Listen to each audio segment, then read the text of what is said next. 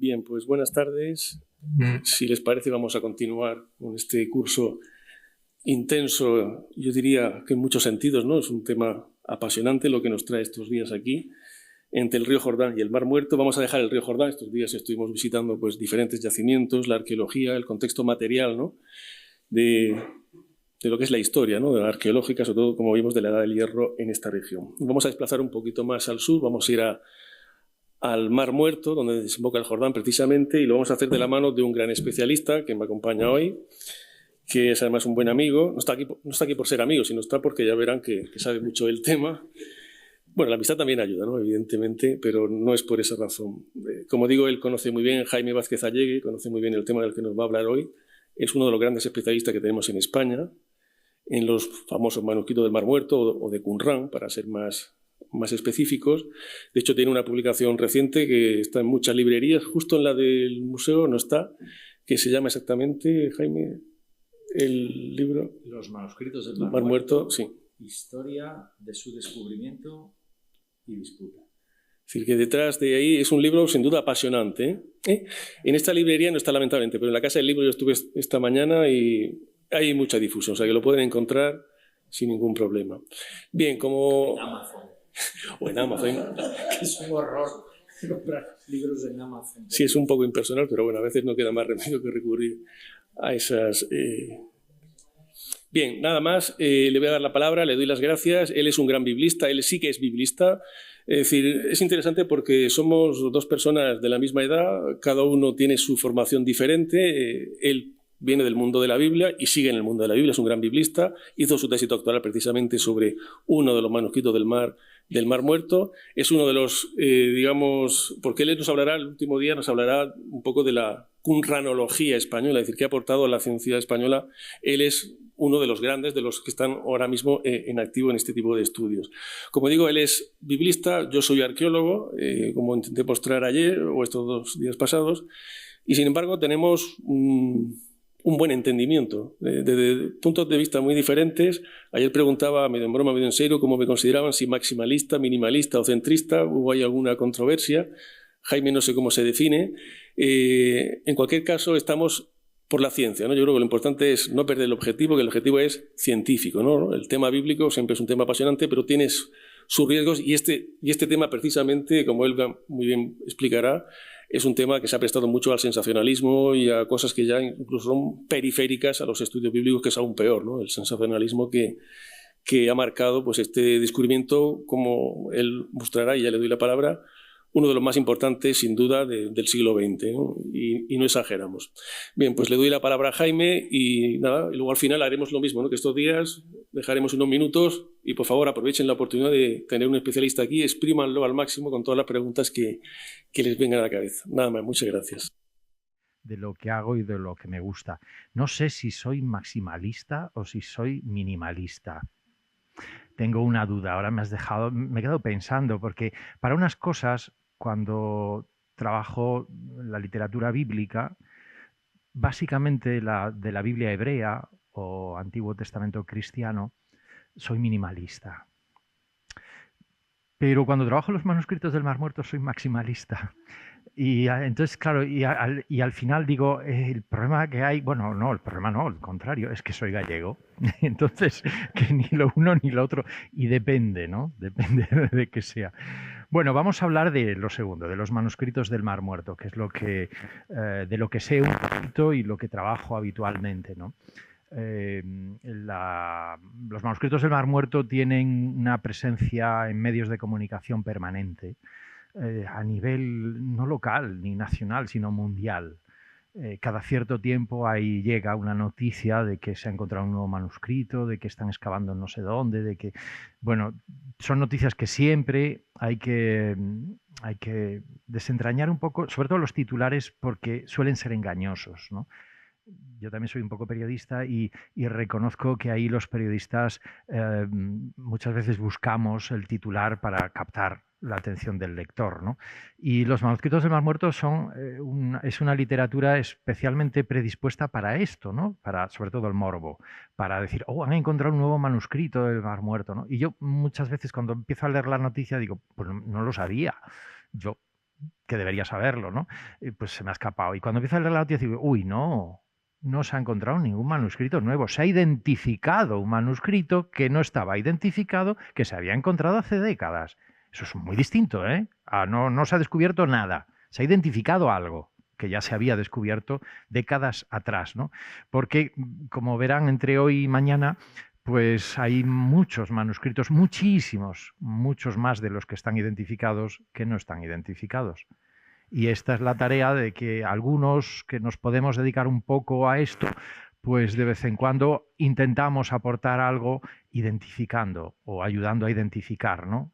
Por ejemplo, reconstruyendo fragmentos muy deteriorados que tienen grandes lagunas, es decir, que falta texto, y que pues con eso que ahora llaman los filólogos literatura comparada, es decir, comparando, intentamos o intentan reconstruir. Yo poquito, pero hay grandes personajes profesionales en el mundo de la paleografía, en este caso hebrea, que lo están haciendo de forma permanente, ¿no? Bueno, pues de ellos vamos a hablar. Voy a dividir estas dos sesiones, la de hoy y la de mañana, en dos partes, claro, como está en los títulos, pero la de hoy, centrada en los manuscritos en sí, en su descubrimiento, en su aportación, en sus características. La de mañana está, como bien ha dicho Juan Luis, centrada y titulada así en los manuscritos, las aportaciones que han hecho pues, arqueólogos, filólogos, paleógrafos españoles a esta literatura de los manuscritos del Mar Muerto.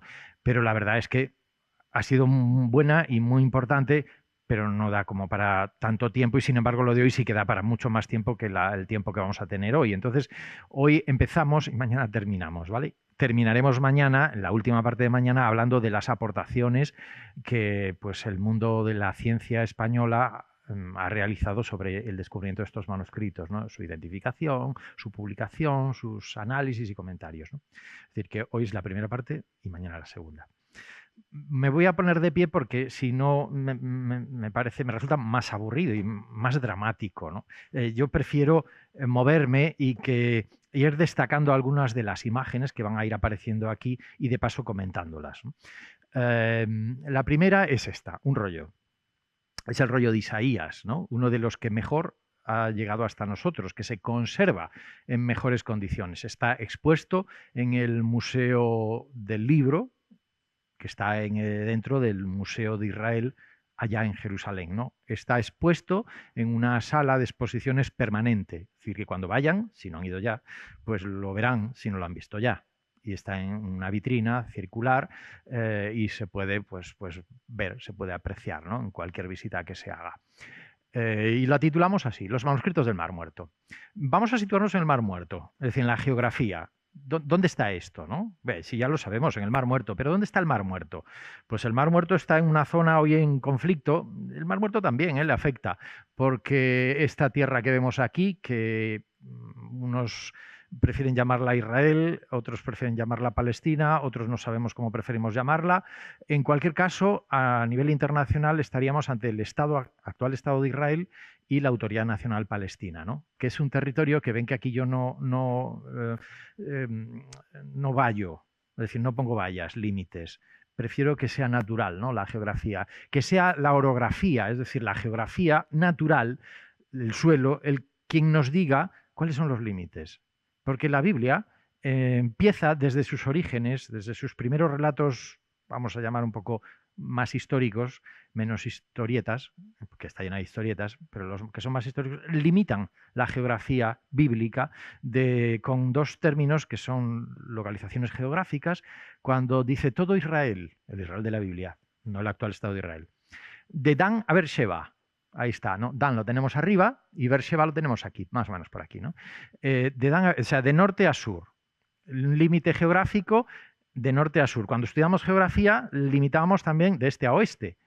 Pero no hace falta limitar de este a oeste o de oeste a este, puesto que la misma geografía lo limita con el mar Mediterráneo al oeste y con el río Jordán, que desciende de norte a sur desde su nacimiento en las fuentes del Dan, las fuentes del Dan, desciende a un primer lago que está medio seco porque lo han secado, que es el lago de Hul, desciende hasta el lago de Galilea, o Tiberíades, o Cafarnaum, o Genesaret, o como quieran llamarlo, desciende por el río Jordán sigue descendiendo hasta el que desemboca, como decíamos antes, en el Mar Muerto. Pues en ese Mar Muerto, en una tierra básicamente desértica, menos desértica al norte, entre otras cosas por cuestiones de riego, ahora, antes también era un poco más verde que en la parte sur, en ese desierto, pues que se hace desierto cuanto más avanzamos de norte a sur, o sea, cuanto más descendemos, más desierto nos encontramos, hasta esta zona que es desierto puro y duro, desierto además más pedregoso que arenoso. Pues en esa geografía nos situamos en una de las zonas muy cerquita de Jericó, a unos pocos kilómetros, se puede ir andando, muy cerquita de la desembocadura del Jordán, aquí en el noroeste de este Mar Muerto, que es, recuerdo, el punto más bajo de la Tierra. Esto es muy importante, el punto más bajo de la Tierra, no sé la altitud, es decir, la profundidad, 250 bajo el nivel del mar Mediterráneo. 250, ¿no? Creo que es Jericó, 250. Más. No, sí, ya después el Mar Muerto, sí, 400 el Mar Muerto, ¿no? Y al final, ¿qué estamos? Estamos en un sitio en donde no solo tenemos desierto, sino que la temperatura aumenta por la profundidad en la que nos encontramos. Esto es súper importante para la conservación de los manuscritos. Tremendo, fabuloso, fantástico, ¿no? Porque el Mar Muerto, como su nombre indica, está muerto. Por eso está muerto, porque no hay vegetación. No hay vegetación porque no hay pececitos, no hay algas, no hay plantas, no hay arbolitos, no hay nada, ¿no? Si acaso hay una rama semiseca en el desierto, ¿no? Pero, claro, esto hace, pues como... y encima es mar salado, aunque el río Jordán transporta agua dulce, cuando llega y desemboca en el Mar Muerto se convierte en agua salada. No es un milagro, aunque estemos en Tierra Santa.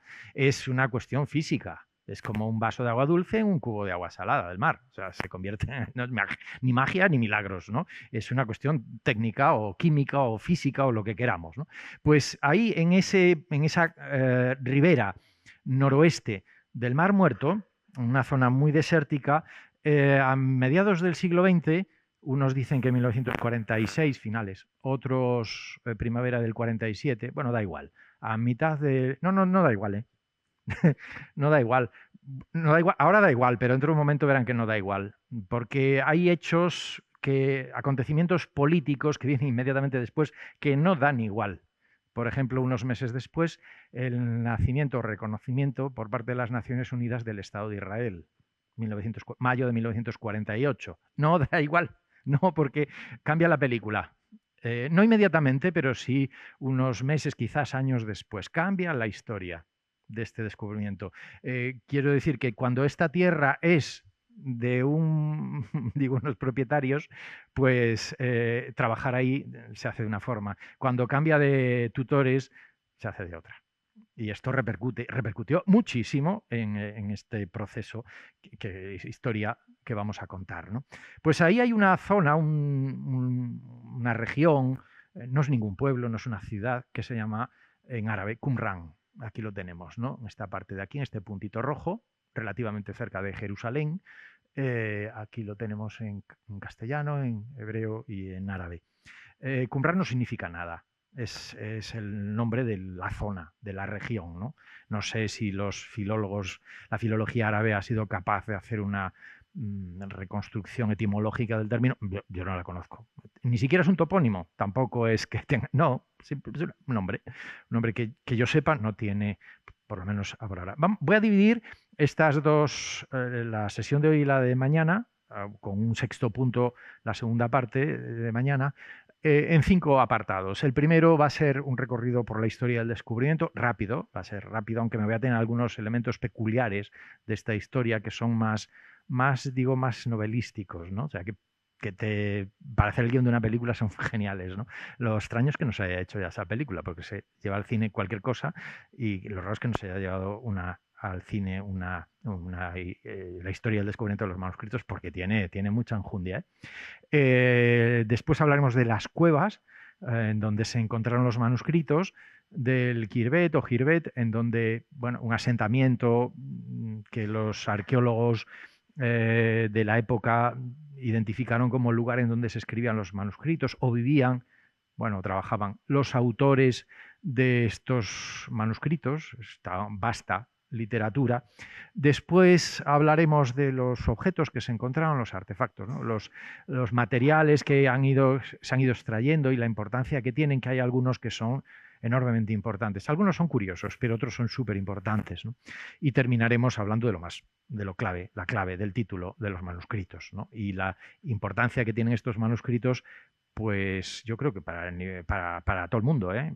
Es una cuestión cultural básica o general, ¿no? Que nos remite a una literatura que tiene que ver con la tradición judeo-cristiana y que después, pues al final, con la cultura occidental en general, ¿no? Y el sexto punto sería las aportaciones españolas a este descubrimiento, que es la segunda parte de la sesión de mañana. Bueno, aquí tenemos 4 fotos. Empezamos por el capítulo primero, que es la historia del descubrimiento. 4 fotos iba a decir personajes, ¿no? No sé si se puede llamar a una figura histórica personaje, ¿no? No sé, quizás protagonistas, pero me gusta personaje porque esto es de novela, ¿eh? O sea, y claro, en las novelas son personajes. También protagonistas, ¿no? Pero cuando el carácter tiene este nivel de abstracción literaria, como es el de una novela, pues dices, son personajes, ¿no? Como si fuesen de ficción, que no lo son, o no lo fueron. Los primeros son estos 2 beduinos que vemos aquí, estos 2. Uno se llama Mohamed el-Dib y otro Yuma Mohamed Khalil, y otro Yuma Mohamed, no, Khalil es este de aquí abajo. Yuma Mohamed, ¿no? El Dib, de lo poco que sabemos de ellos, es que es el apelativo árabe de el lobo, como se llamaba el chaval que vemos aquí. No me preguntéis cuál de los 2 es, porque no lo sabe nadie, porque es la única foto, o de las únicas fotos pocas que se conocen, que se tiene de ellos, ¿no? En aquel entonces tenían 13, 14, 15, 16 años, no sabemos, eran 2 o quizás 3. Eran beduinos, vivían como los beduinos en el desierto, estilo de vida clan, ¿no? Tribu beduina. Todavía hay beduinos en el desierto hoy, ¿verdad? Y se ven por allí, llevan antenas parabólicas en las furgonetas, pero viven en tiendas beduinas, ¿no? Y los beduinos de la antigüedad y de la actualidad, pues son un tipo de gente que vive, bueno, los habitantes del desierto, para entendernos, o sea, que vive, sí, normalmente de su trabajo, ¿no? Quiero decir, de forma clásica de lo que obtienen vendiendo productos lácteos de las ovejas y cabras que tienen. Es decir, son ganaderos de alguna forma, ¿no? Agricultores aquí es más difícil, pero también podría ser, ¿no? De hecho, estos parece que tenían algo de agricultura en algunas otras zonas, ¿no? Formaban parte de una tribu, los Tamid, que eran una de las, más conocidas, ¿no? Sí, de los Tamid era la alta nobleza del mundo beduino, un Tamid, ¿no? En donde la estructura de vida familiar, el concepto de familia, de clan, de tribu, era patriarcal, si se puede utilizar esa palabra hoy, denostada y mal utilizada de forma permanente en la actualidad. A mí me gustaría decirle a muchas personas que utilizan este término de patriarcado con su pleno significado, porque este es el pleno significado del patriarcado, ¿no? Estoy pensando en Abraham, patriarca, o en Sara, matriarca. ¿No? Bien, ven cómo falta aquí mucha enjundia que en la actualidad se está perdiendo, ¿no? Porque la riqueza es muy grande. Es verdad que hace mitad del siglo XX o 2000, antes de nosotros, en nacimiento de la era cristiana, o incluso antes, si es que podemos hablar de algún tipo de historia previa en donde el patriarcado, es decir, el patriarca, tenga una implicación, como la entendemos nosotros, vista desde nuestro punto de vista, ¿no? Bueno, pues fijaos, yo creo que el estilo de patriarca que tenía la tribu beduina Tamid era clásica, común y habitual, y nadie cuestionaba en la época, ¿no? Es decir, un líder una figura varón, patriarca, si no sería matriarca, que toma las decisiones, ¿no? Esto, pues, esto funciona todavía en la actualidad, nos guste o no nos guste, pero ha funcionado en muchas sociedades hasta hace bien poco. Esto era una cosa, pues es así. Pues en la tribu de los Tamid había un patriarca es decir, que todos escuchaban por la noche. Además dicen que esto es lo habitual, ¿no? Es decir, de día todo el mundo está a su bola, pero cuando llega la noche se reúnen para cenar, merendar juntos, hablar y preparar, organizar el día siguiente, ¿no? Pues una noche el patriarca dijo a dos chavales que estaban en la tribu, bueno, yo los pinto como hijos porque ahí la consanguinidad tampoco es que esté muy definida, muy clara en aquella época, pues les dice, oye, vosotros dos o tres, mañana a primera hora, que son las 3, 4 de la mañana, salís con el rebaño de cabras a pastorear y volvéis por la noche, o sea, todo el día afuera, mochila con bocadillos, y allí se van con las ovejas o las cabras al desierto, ¿no? Y estos fueron los protagonistas, ¿no?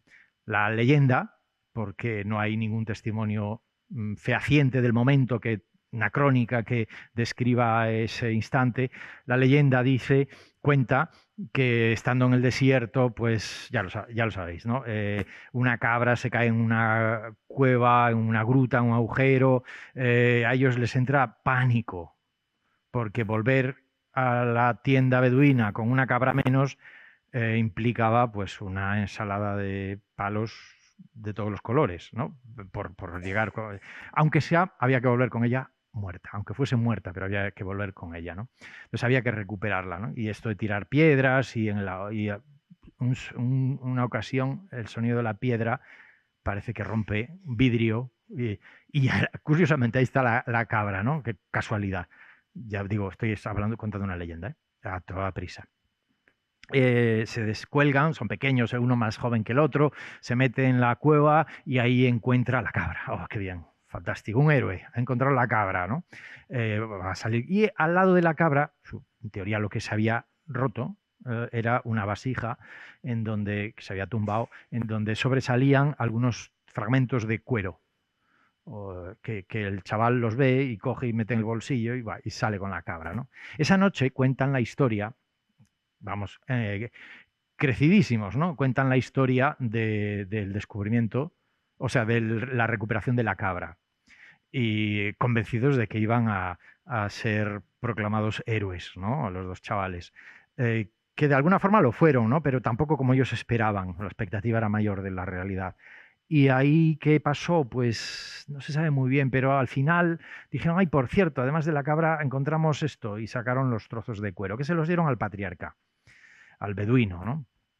El beduino tampoco le dio mucha importancia, vio que eran trozos de cuero y los puso allí en un poste de esos que sostienen la tienda, el techo de tela, de lona de la tienda beduina. Y ahí se quedaron. ¿Cuánto tiempo? No lo sabemos, pero se quedaron.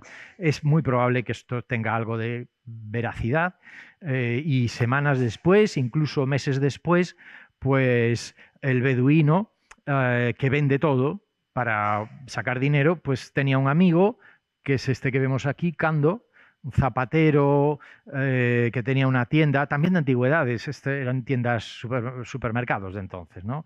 No sé si también vendían productos alimenticios, pero en Belén tenía una tienda, parece que otra en Jerusalén también, una zapatería, ¿no? En la zapatería, pues como antiguamente los zapatos se arreglaban, hoy no se arreglan, se tiran a la basura, pues son de plástico, que van a arreglar, pero los antes eran de cuero, de piel, y entonces los llevabas a la zapatería y la gente, pues sí te cobraban. Es decir, el zapatero entendía de cueros. No estaban cueros, entendía de cueros. Y claro, cuando llegó el beduino le dijo, oye, amigo Cando, ¿cuánto me das por estos cueros? Y el Cando ve los cueros y dice, hombre, pues tanto, y no se sabe cuánto le dio, algo le dio, pero sabía el zapatero que entiende de cueros que esos cueros eran antiguos. Pensó que eran medievales y llamó y notó además que habían algunas marcas, tipo letras o algo así, y llamó a un monje ortodoxo sirio que se llamaba Mar Samuel, que es este Athanasius Yeshua Samuel, que era el archimandrita del convento del monasterio de San Marcos de Jerusalén. Suponemos que esto ya pasa en Jerusalén, no en Belén. Mar Samuel ve el cuero y se supone que sabía griego, que es lo que pensaba el zapatero que ponía allí, las letras que había, y le dijo, no, esto no es griego, a mí me parece que esto es hebreo. Marc Samuel conocía a nuestro tercer protagonista, o cuarto, o quinto, que era Roland Deveau, un dominico francés, un grandísimo arqueólogo del siglo XX, de Palestina, de la Palestina del siglo XX, que sí entendía, o sea, sabía y trabajaba textos hebreos también, aunque el arqueólogo, yo creo que el arqueólogo es casi un sabio, ¿no? Porque sabe no solo de arqueología, sino que tiene que saber muchas otras cosas más para saber los resultados de los artefactos que encuentra un yacimiento, ¿no? Pues Deveau era un sabio, sin lugar a dudas, ¿no? Y cuando vio los fragmentos de cuero, se dio cuenta que eran manuscritos hebreos.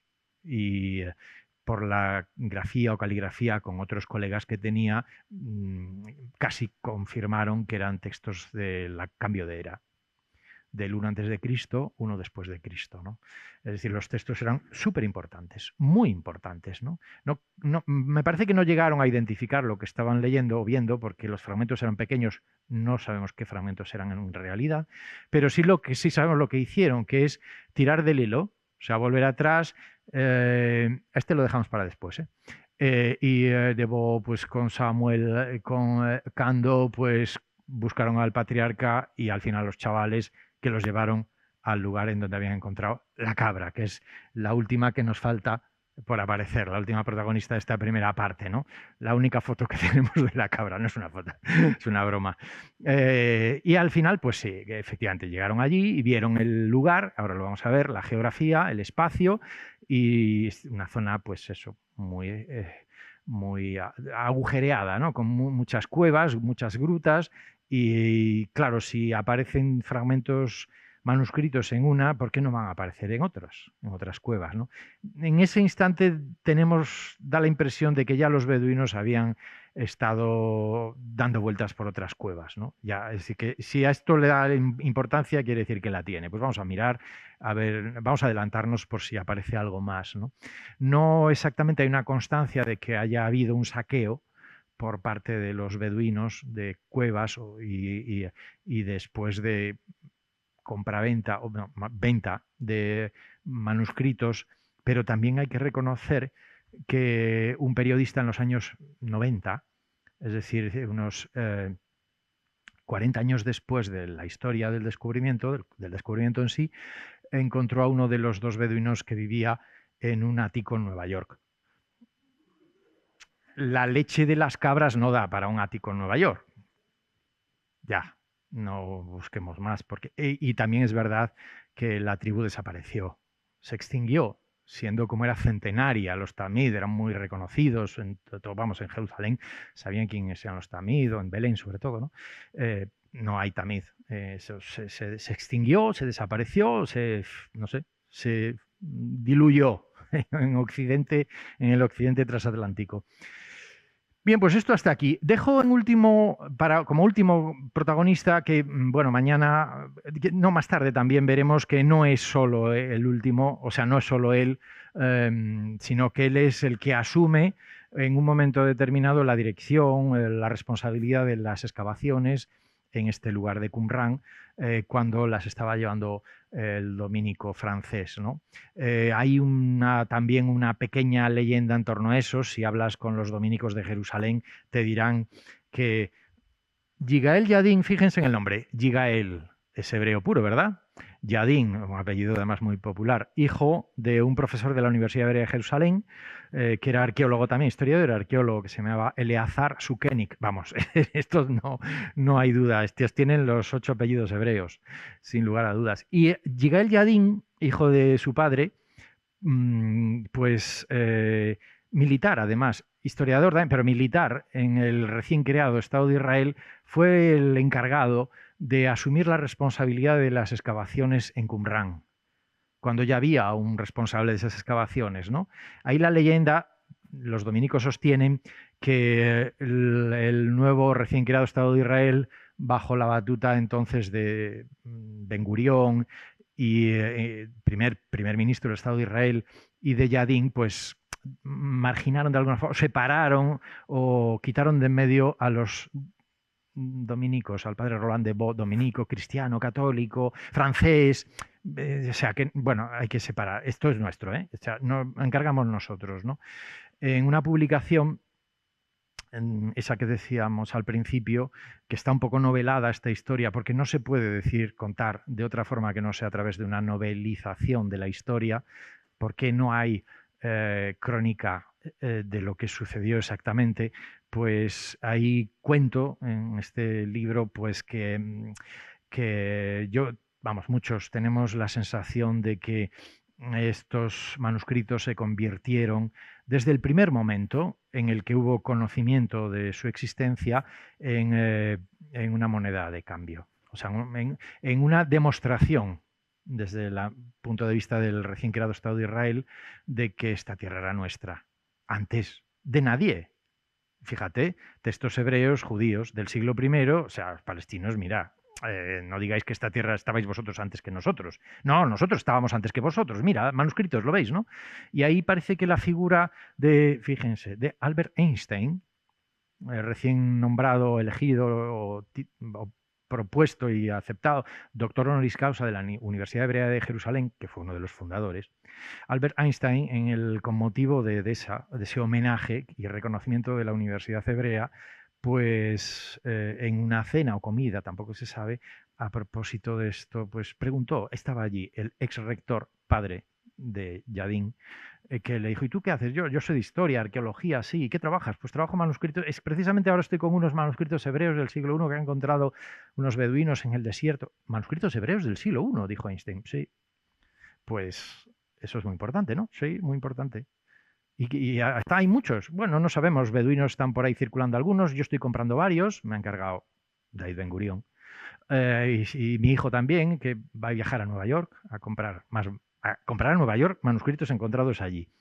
Y en esos estamos, ¿no? Einstein dijo, esos manuscritos son la demostración de que esta tierra era nuestra. No tengo que recordar que Einstein era judío, que esta tierra era nuestra en el siglo I, uno antes de Cristo, uno después, era nuestra. Y antes, ¿no? Pero, o sea, ya se acabó la discusión si estábamos nosotros antes o estábamos nosotros después. O sea, ya no hay más. Y hay que hacerles, además, dijo Einstein, un museo para que los vea todo el mundo. No es una cuestión religiosa exclusivamente cuando le había contado de qué iban los manuscritos, es una cuestión política y de política internacional. Es una demostración mundial de que esta tierra es nuestra, ¿no? En ese momento es cuando entra, claro, Yadin, su hijo, ¿no? Militar que se encarga de esto, de dirigir las excavaciones, que supongo que las dirigía bien, ¿no? Más o menos, y no estamos hablando de una persona inepta, y además lo llevaba en la sangre, y hijo de quién era, ¿no? Que lo hizo, yo creo que relativamente bien, ¿no? Pero además de eso, porque lo destacable de Yadin no sé si es tanto la dirección de las campañas sobre Qumran, sino la búsqueda de manuscritos, viajando por el mundo porque en tal sitio aparecen, lo vamos a ver en otro momento, se ofrecen manuscritos encontrados ¿cómo se ofrecen en Nueva York? Manuscritos, y viaja allí para comprarlos, no se los venden porque es judío, y entonces pues porque hay un lío, esto lo pueden leer en el libro novelado, más Samuel estaba viendo en New Jersey, pues un tomate que hay, o sea, un guión de una película fantástica, pero histórica. O sea, basada en hechos históricos, como ponen algunas de las pelis, ¿no? Pues estos son nuestros protagonistas. Esta es la clave, un anuncio de prensa que sale en el Wall Street Journal el 1 de junio de 1954, que demuestra, confirma lo que estoy diciendo, ¿no? El texto, en castellano lo tenemos aquí, los 4 rollos del Mar Muerto, manuscritos bíblicos que datan de al menos 200 antes de Cristo. Están a la venta. Este sería un regalo ideal para una institución educativa o religiosa por un individuo o grupo. Y la dirección a quien dirigirse para negociar, ¿no? Claro. Detrás de esto estaba Mar Samuel, archimandrita que había abandonado Jerusalén después de la destrucción de su monasterio. Por las primeras guerras que hubo, ¿no? La destrucción hizo que muriesen varios religiosos de su comunidad, tuvo que abandonar Jerusalén, estuvo en Damasco, él era natural de cerca de Damasco, unos meses y al final decidió irse a Nueva York, ¿no? Pero todo parece indicar que en su maleta iban rollos.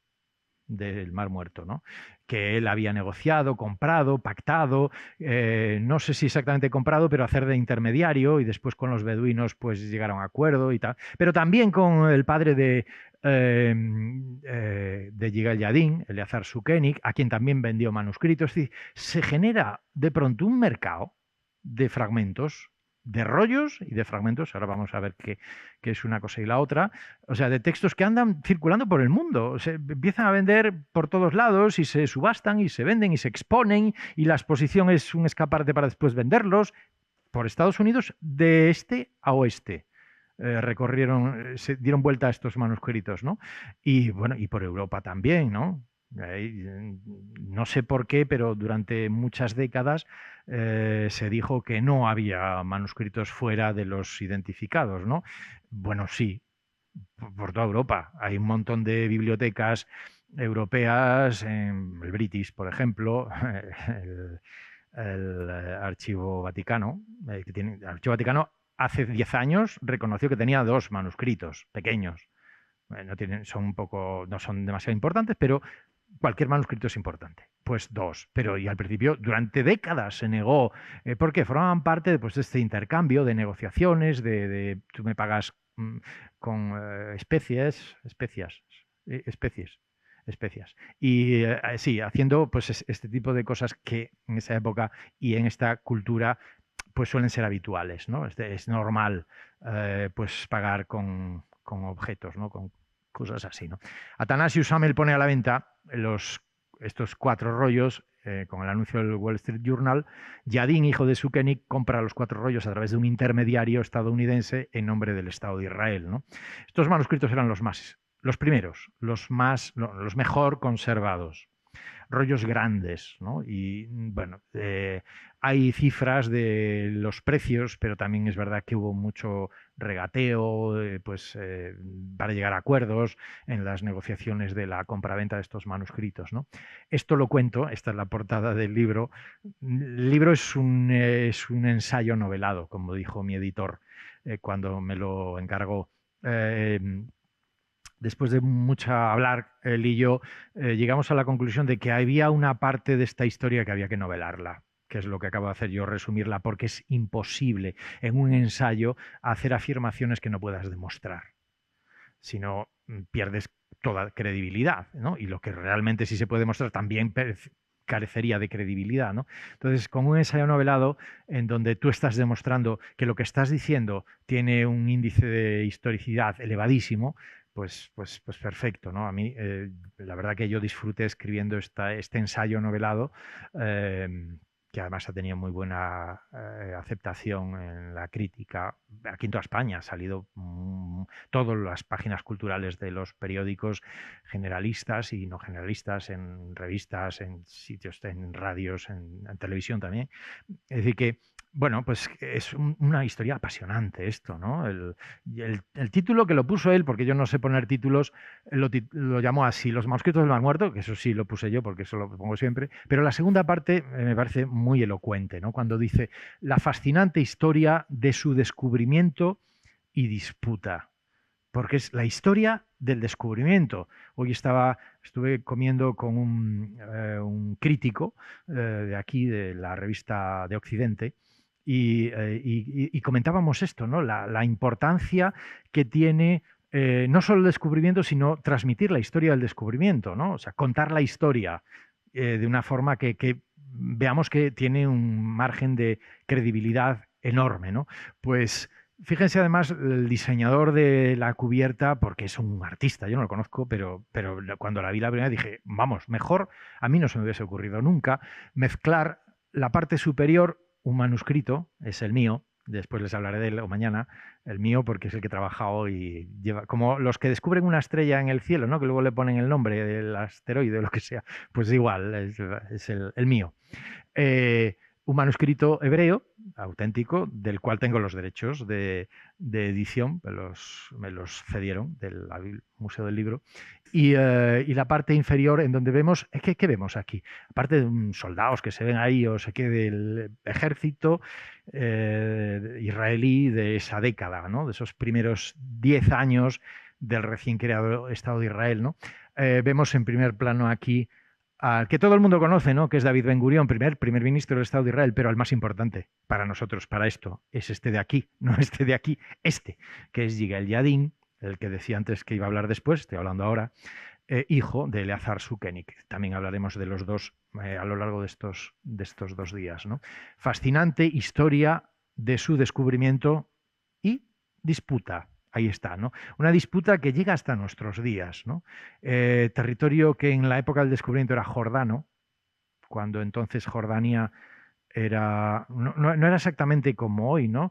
En la Transjordania, ¿no? Y esto pues formaba parte, ¿no? Hoy es un territorio ocupado,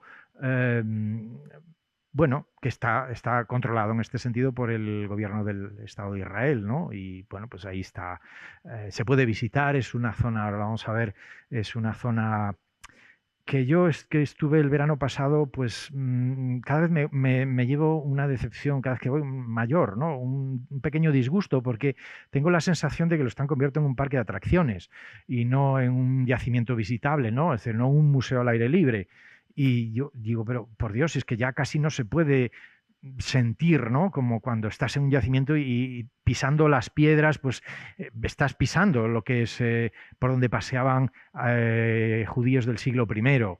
Y ya no se puede pisar porque han hecho unos elevados por allí con unos, vamos, puentes, ¿no? Elevadizos, ¿no? Pero tienes que mirar para abajo y luego, no sé, no me gusta. Lo recuerdo cuando empezaba a trabajar estos textos, mucho más accesible, mucho más natural, ¿no? Para entendernos. Yo creo que está ya pensado exclusivamente para los turistas y además los turistas que no saben nada de todo eso, ¿no? Entonces van allí como pueden ir al circo, da igual, o sea, o un espectáculo, un parque de atracciones, no sé, no me gusta mucho cómo lo están haciendo, ¿no? Vamos con el siguiente punto, que son las cuevas, ¿no? Que es el descubrimiento de los manuscritos, lo de la cabra, ¿no? O sea, ¿dónde se coló la cabra? La cabra.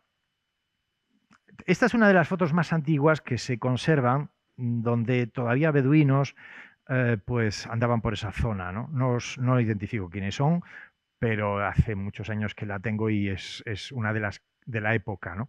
Esta es la orografía, esta es la tierra, este es el lugar, zona montañosa, estamos en la ribera del Mar Muerto, lleno de wadis, son torrentes, torrentes que transportan el agua en la época de lluvia que desemboca en el Mar Muerto. Dicen allí que es el agua que viene de Jerusalén, ¿no? Jerusalén es sobre todo la parte histórica, la ciudad vieja, que dicen allí.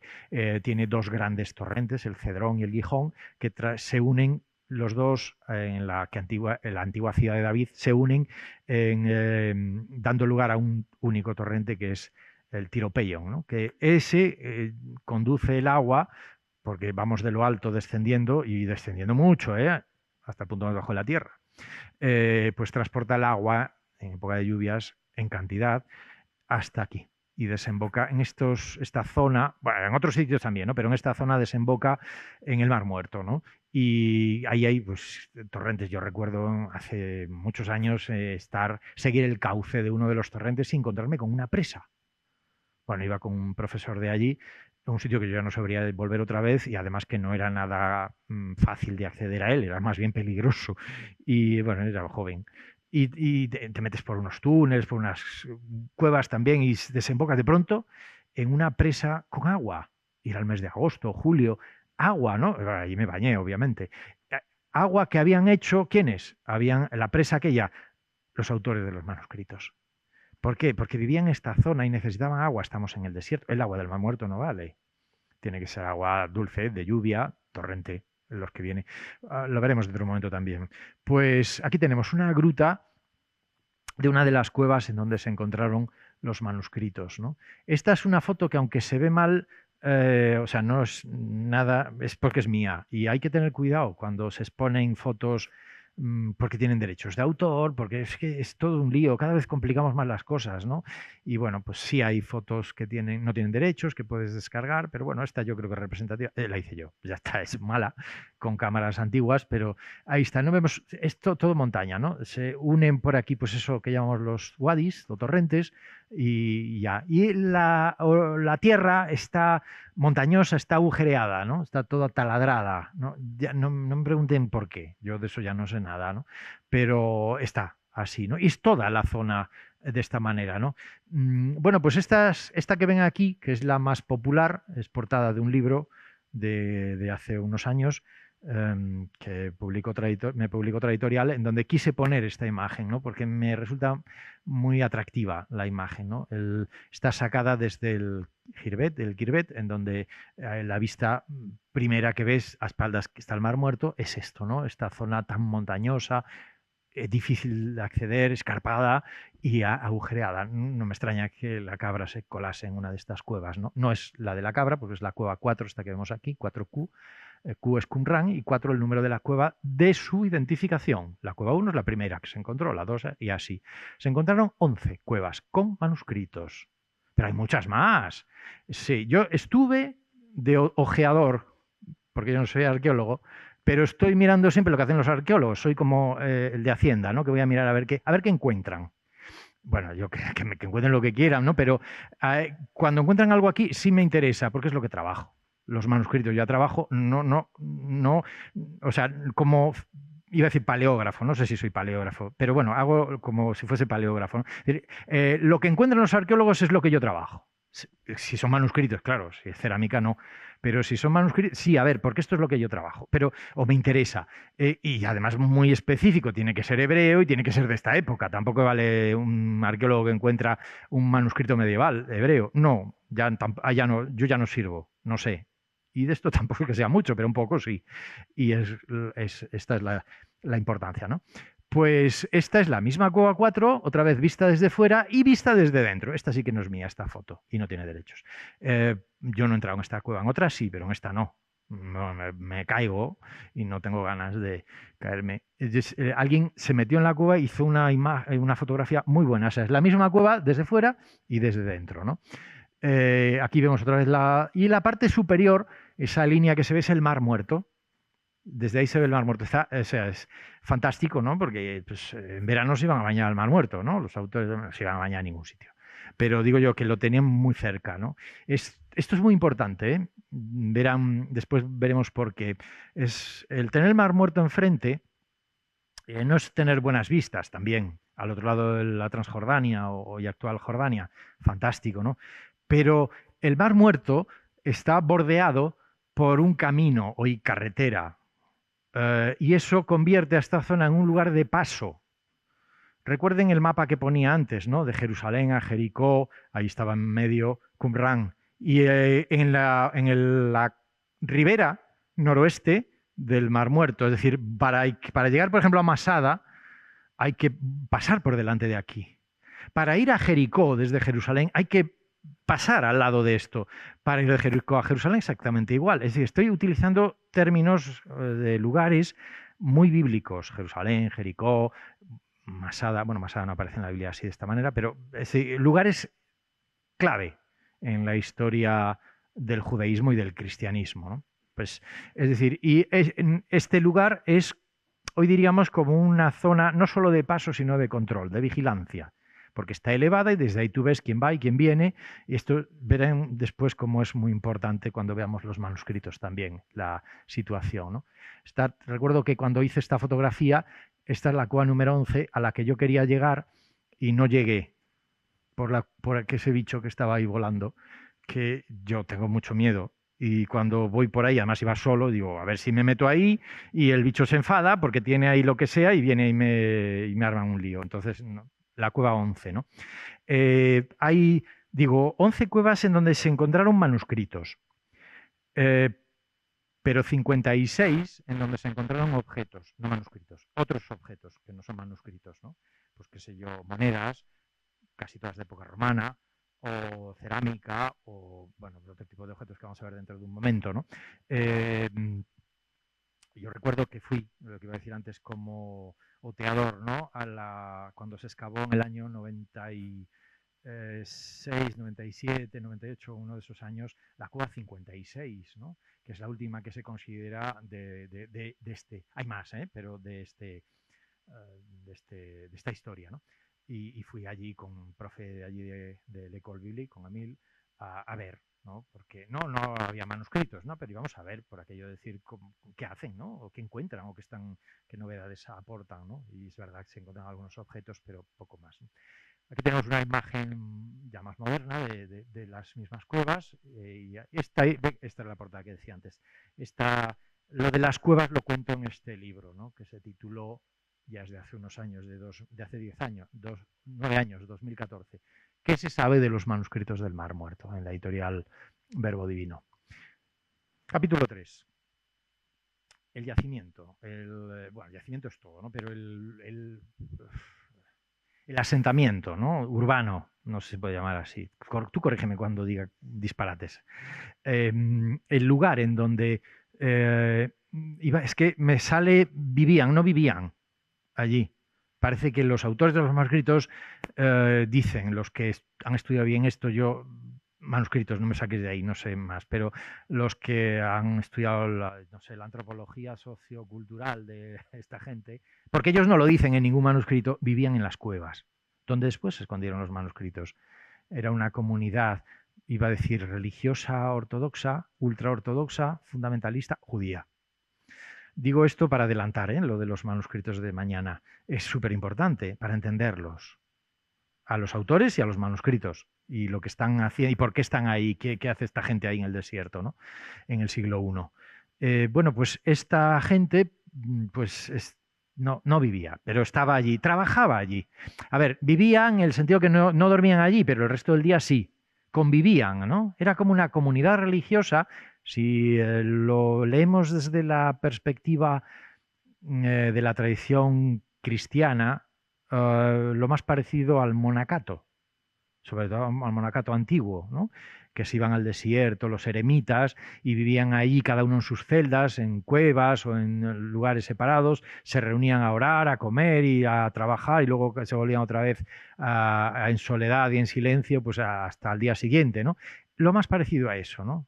Claro, digo que sea lo más parecido y seguramente alguien de ustedes está ya pensando, con razón, pues entonces los primeros monjes cristianos copiaron de los autores de los manuscritos, ¿no?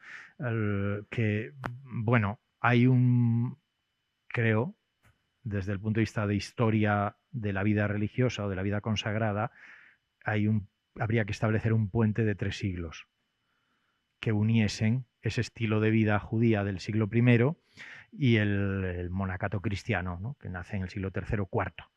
Con lo cual hay que ver cómo se hace el puente. Y yo no soy quien lo va a hacer porque no me corresponde, pero es difícil de salvar ese puente. Pero ahí está. No quita, y hago un paréntesis, que yo estoy convencidísimo y en algunos casos creo poder demostrar que la tradición cristiana se heredera, sobre todo en cuestiones litúrgicas, del judaísmo, de la liturgia judía. Pero infinidad de elementos de la liturgia cristiana tienen sus orígenes en las celebraciones religiosas del calendario de las festividades judías, de la época, claro. Solo que cristianizadas, para entendernos, ¿no? Por poner un ejemplo, la Semana Santa, ¿no? Que es la última cena, la cena de la Pascua, pues ya está. Esto es el primero, el que todo el mundo entiende. A partir de ahí, pero no es ese nuestro tema. Vamos con el yacimiento entonces, ¿no? Con el Khirbet Qumran que tenemos aquí. Bien, fíjense esta foto. Primer plano tenemos, parte inferior, la cueva 4. La emblemática esta, ¿no? Que me encanta. ¿Por qué? Porque la vemos aquí. Pero enfrente, y en medio tenemos un torrente de estos de agua, enfrente tenemos otra, ¿cómo se puede llamar? Una altiplanicie, pero que tiene la parte superior muy lísita. O sea, como eso, ¿no? Una meseta podría ser, un tipo de meseta. Bueno, meseta. Estamos en una meseta aquí, pero bueno, ya me entiende. O sea, lo ven con la vista ya. Y ahí, pues, es en donde, y esto sí fue obra del padre francés Dominico de Beau, que viendo el paisaje dijo, uy, espera, estamos mirando aquí y buscando aquí, pero ¿y ahí?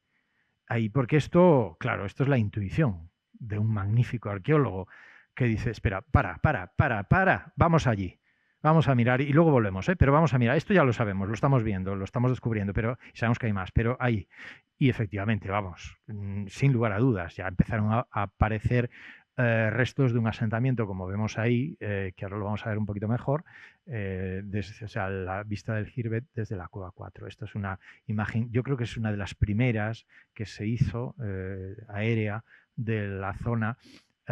Aquí estaría la Cueva 4, allí, y aquí tenemos el Wadi Torrente, Wadi Qumran se llama además, por donde discurría el agua, ¿no? Y aquí tenemos un perímetro que está edificadísimo, o sea, con restos de estancias de todo tipo, de todo tamaño. O sea, aquí esto es una ciudad, bueno, no, un pueblo, con un trazado de calles y lo más importante y lo que más llamó la atención, bueno, lo que más llamó la atención y lo que es lo más importante es esto. Bueno, todo es importante, pero esto, que es como un pasillo estrechito por donde después se dieron cuenta rápidamente discurría el agua.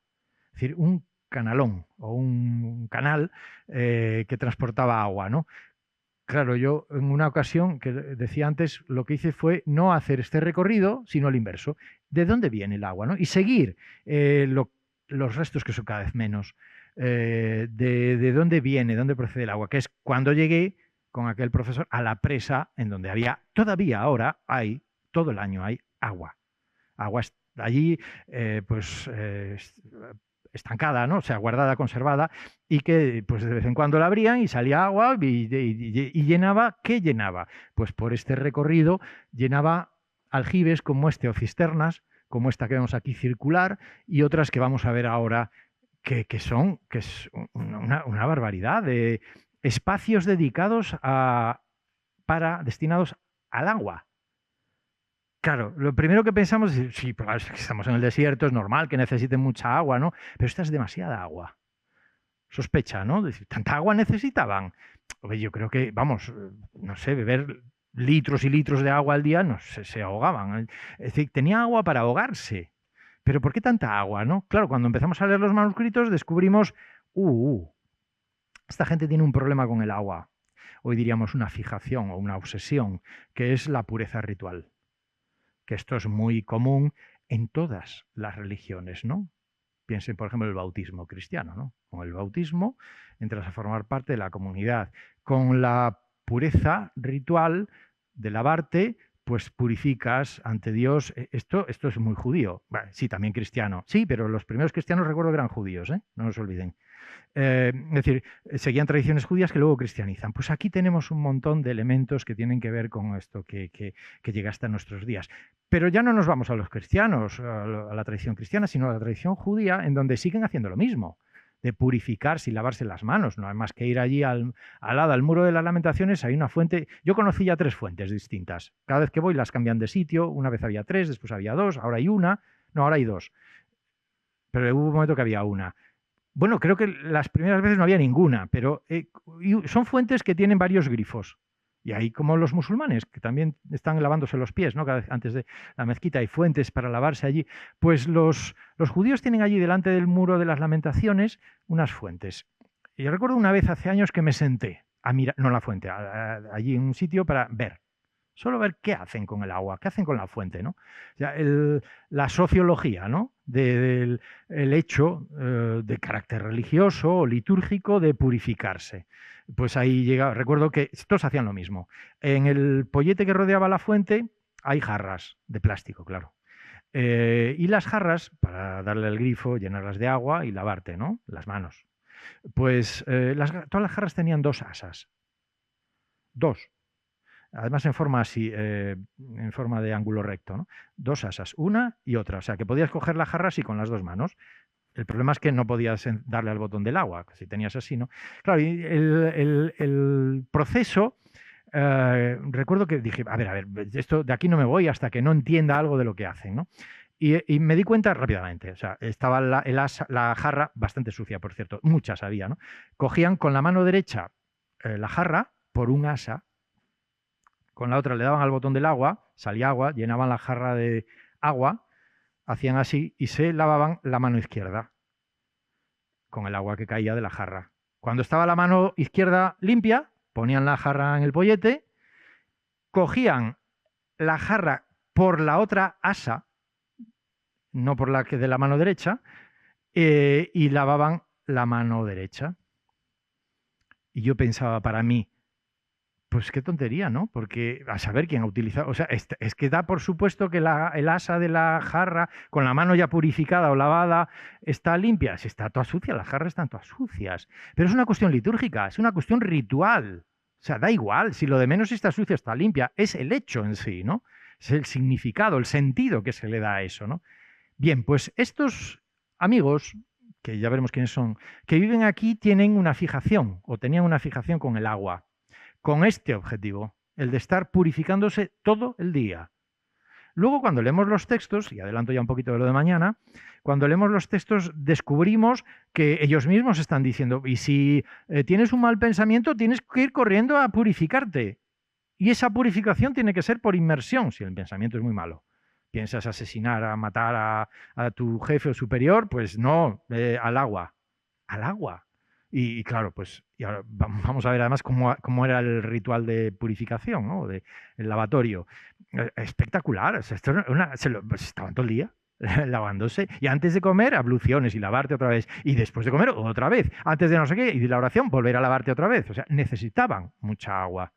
Lo dicen ellos, ¿no?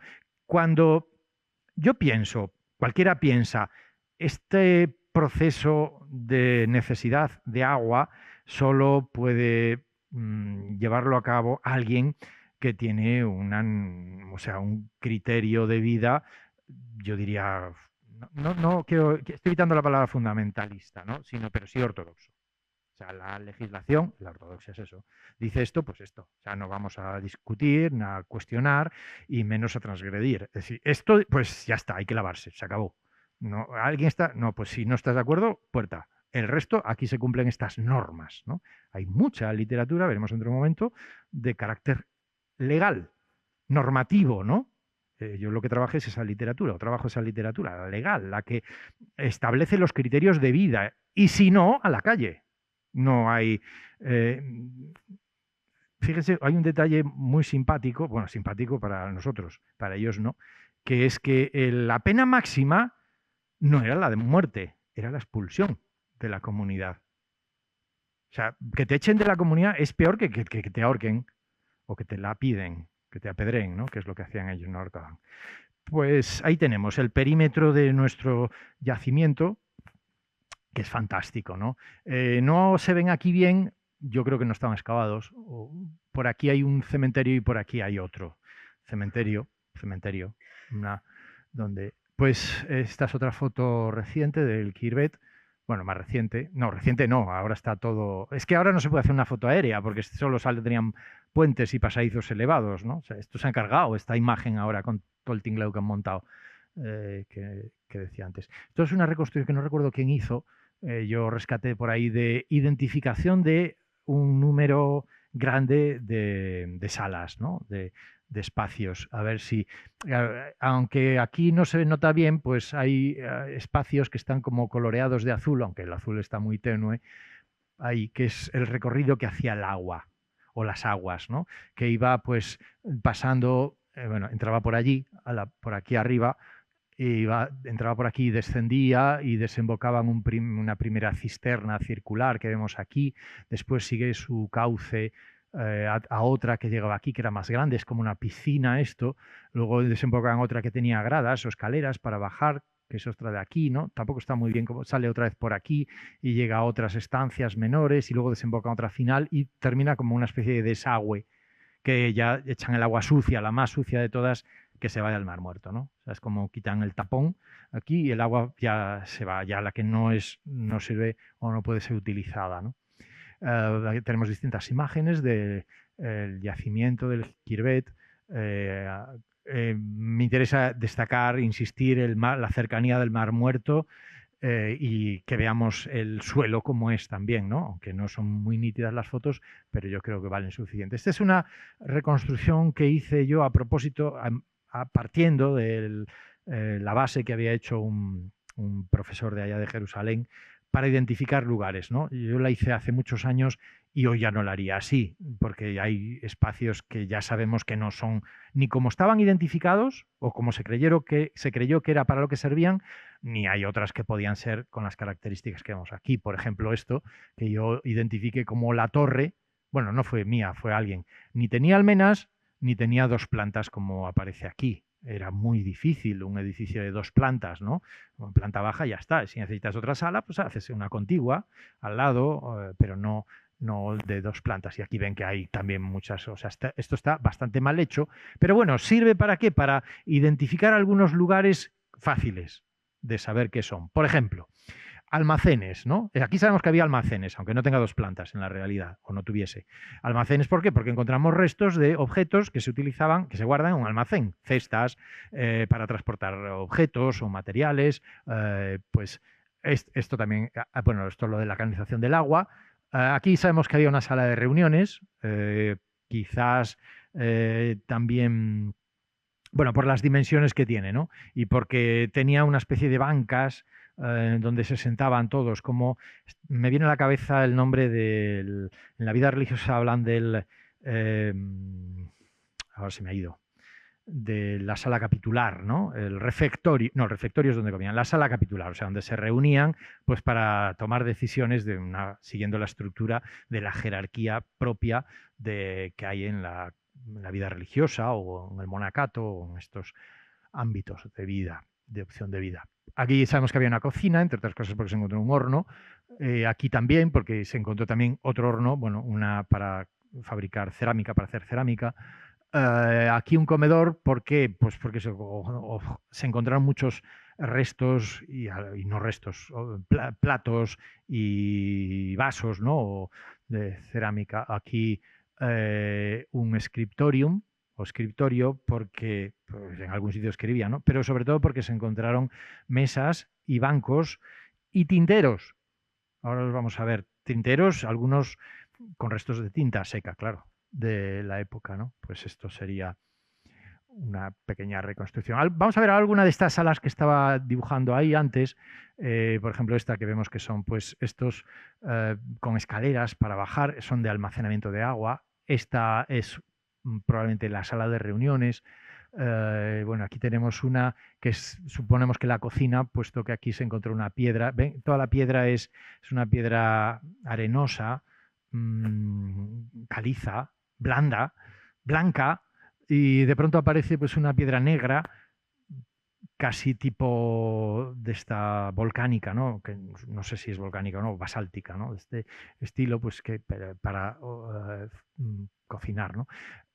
Aquí tendríamos la sala de escritura, el salón de los escribas, ¿no? O de los escribanos o de los copistas, ¿no? ¿Por qué? Porque aquí se encontraron los pupitres que vamos a ver dentro de un momento, ¿no? Ahí veis que todavía había gente que podía entrar, ¿no? Ahora ya no se puede entrar ni pisar nada de todo eso, ¿no? Y este es uno de los que veíamos antes de los baños rituales, ¿no? En la liturgia hebrea se llama mikveh, en plural mikvot, que los encontramos en cualquier sinagoga del mundo antigua. Por ejemplo, en España tenemos sinagogas que se han descubierto, alguna reciente, y estas sinagogas suelen tener, bueno, tampoco las modernas no, pero las antiguas sí, lugares para purificarse, ¿no? Es decir, baños rituales, piscinas para entendernos, ¿no? Esas piscinas, pues a esas piscinas se accedía en el rito de purificación que comentaba antes, se accedía de forma impura, se lavaban y se salía de forma pura, es decir, limpios.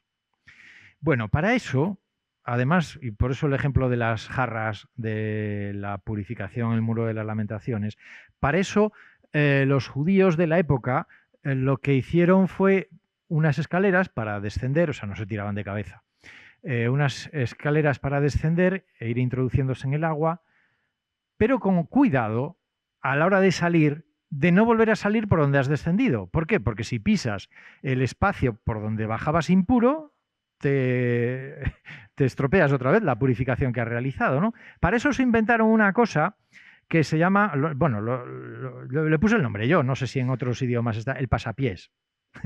Todos sabemos lo que es un pasamanos, ¿verdad? Pues para no caerte, y en las escaleras hay un pasamanos y te vas agarrando y vas bajando, ¿no? Normalmente cuando te agarras al pasamano vas por un lado de la escalera.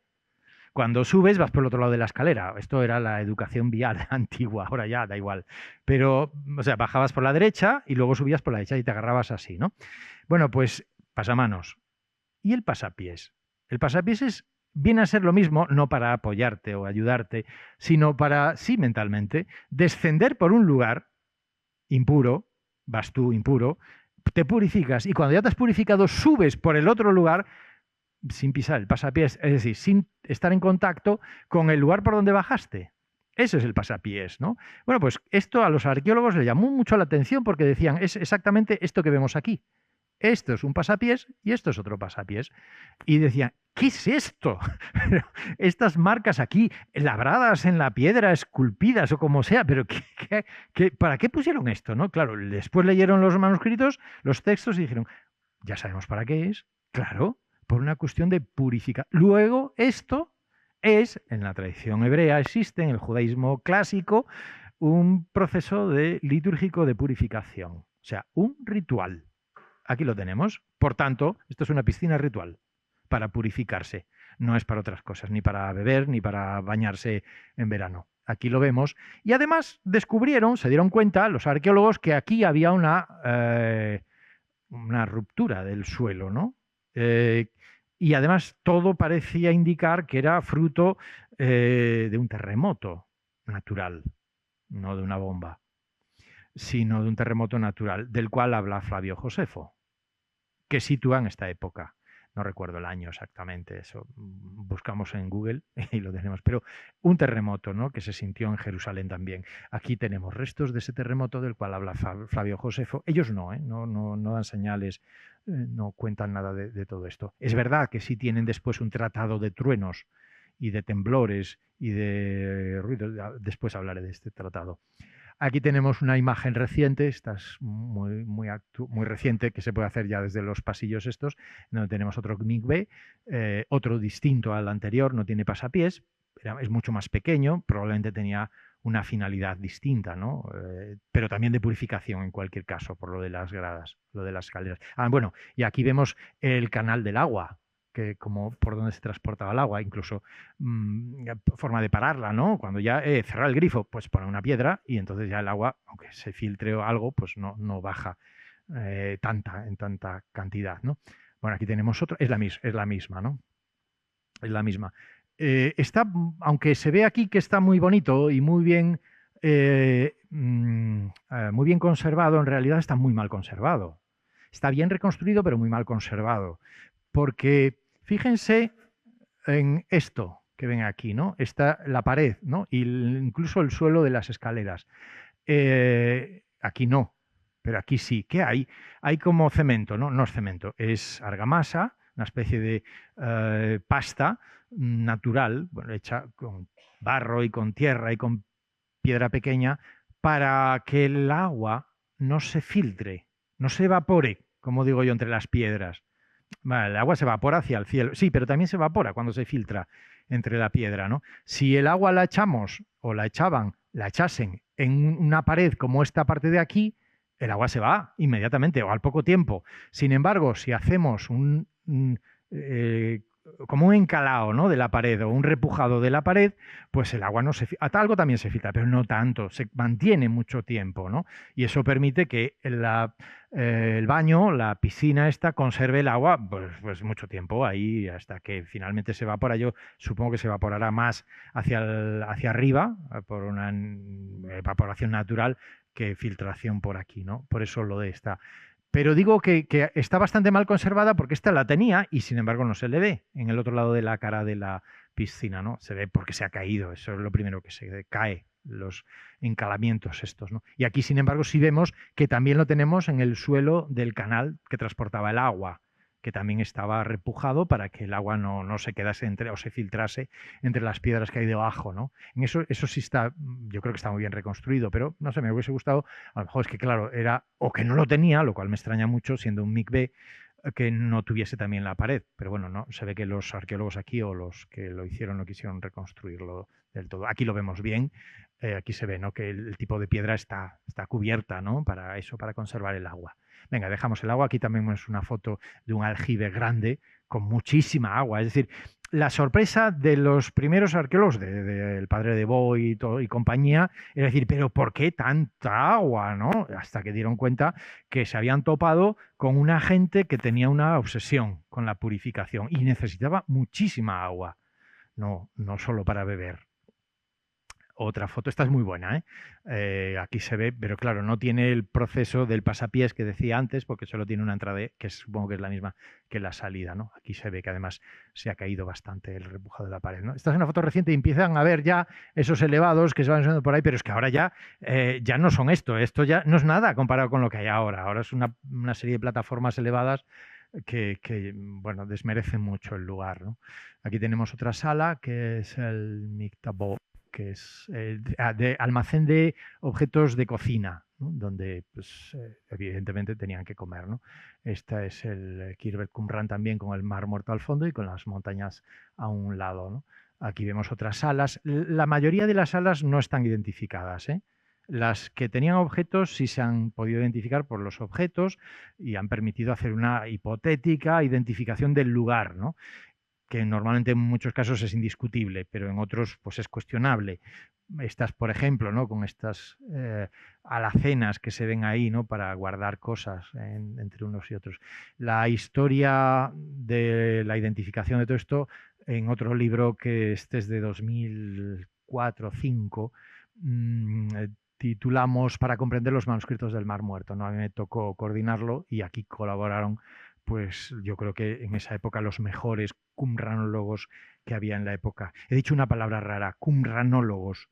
Qumranólogos viene de Qumran. Qumranólogos son qumranólogos, los que estudiamos los manuscritos del Mar Muerto. Y ahora viene la buena. Qumranólogos es una cosa y qumranitas son los que vivían allí, los habitantes, ¿no?, lo que es la ranita, pero qumranita de Qumran son los, como llamamos, a los pobladores de este lugar. Y entonces nosotros no somos qumranitas, somos qumranólogos. Ellos son los qumranitas, los que trabajaron, los que escribieron los manuscritos, ¿no? Vamos con más objetos que se encontraron. Capítulo 3, me parece que es artefactos, no objetos. El primero y el más popular, llamativo, conocido, son las vasijas, ¿no? Porque la cabra, la piedra, la caída. Y en estas vasijas, hechas por ellos, porque hay un horno de cerámica que encontraron los arqueólogos, estas vasijas estaban los manuscritos. Bueno, pero no todos, algunos. Las primeras cuevas, sobre todo en la cueva 1, donde la cabra, había una colección de una docena de vasijas. Las vasijas tenían una tapa, como vemos aquí, pues para taparla, claro, para cerrarla, ¿no? Y estas vasijas que se conservaron intactas durante casi 2000 años, desde que desaparecieron, que adelanto, año 70, siglo I, hasta que se descubrieron, 1947, siglo XX, o sea, casi 2000 años, pues esto permitió que se conservase muy bien una buena parte de los manuscritos, lo que llamamos hoy los grandes rollos. Por ejemplo, el que veíamos antes, el de Isaías, que se conserva íntegro, completo. Tiene algunas lagunas por el hecho de estar posicionada dentro de la vasija así.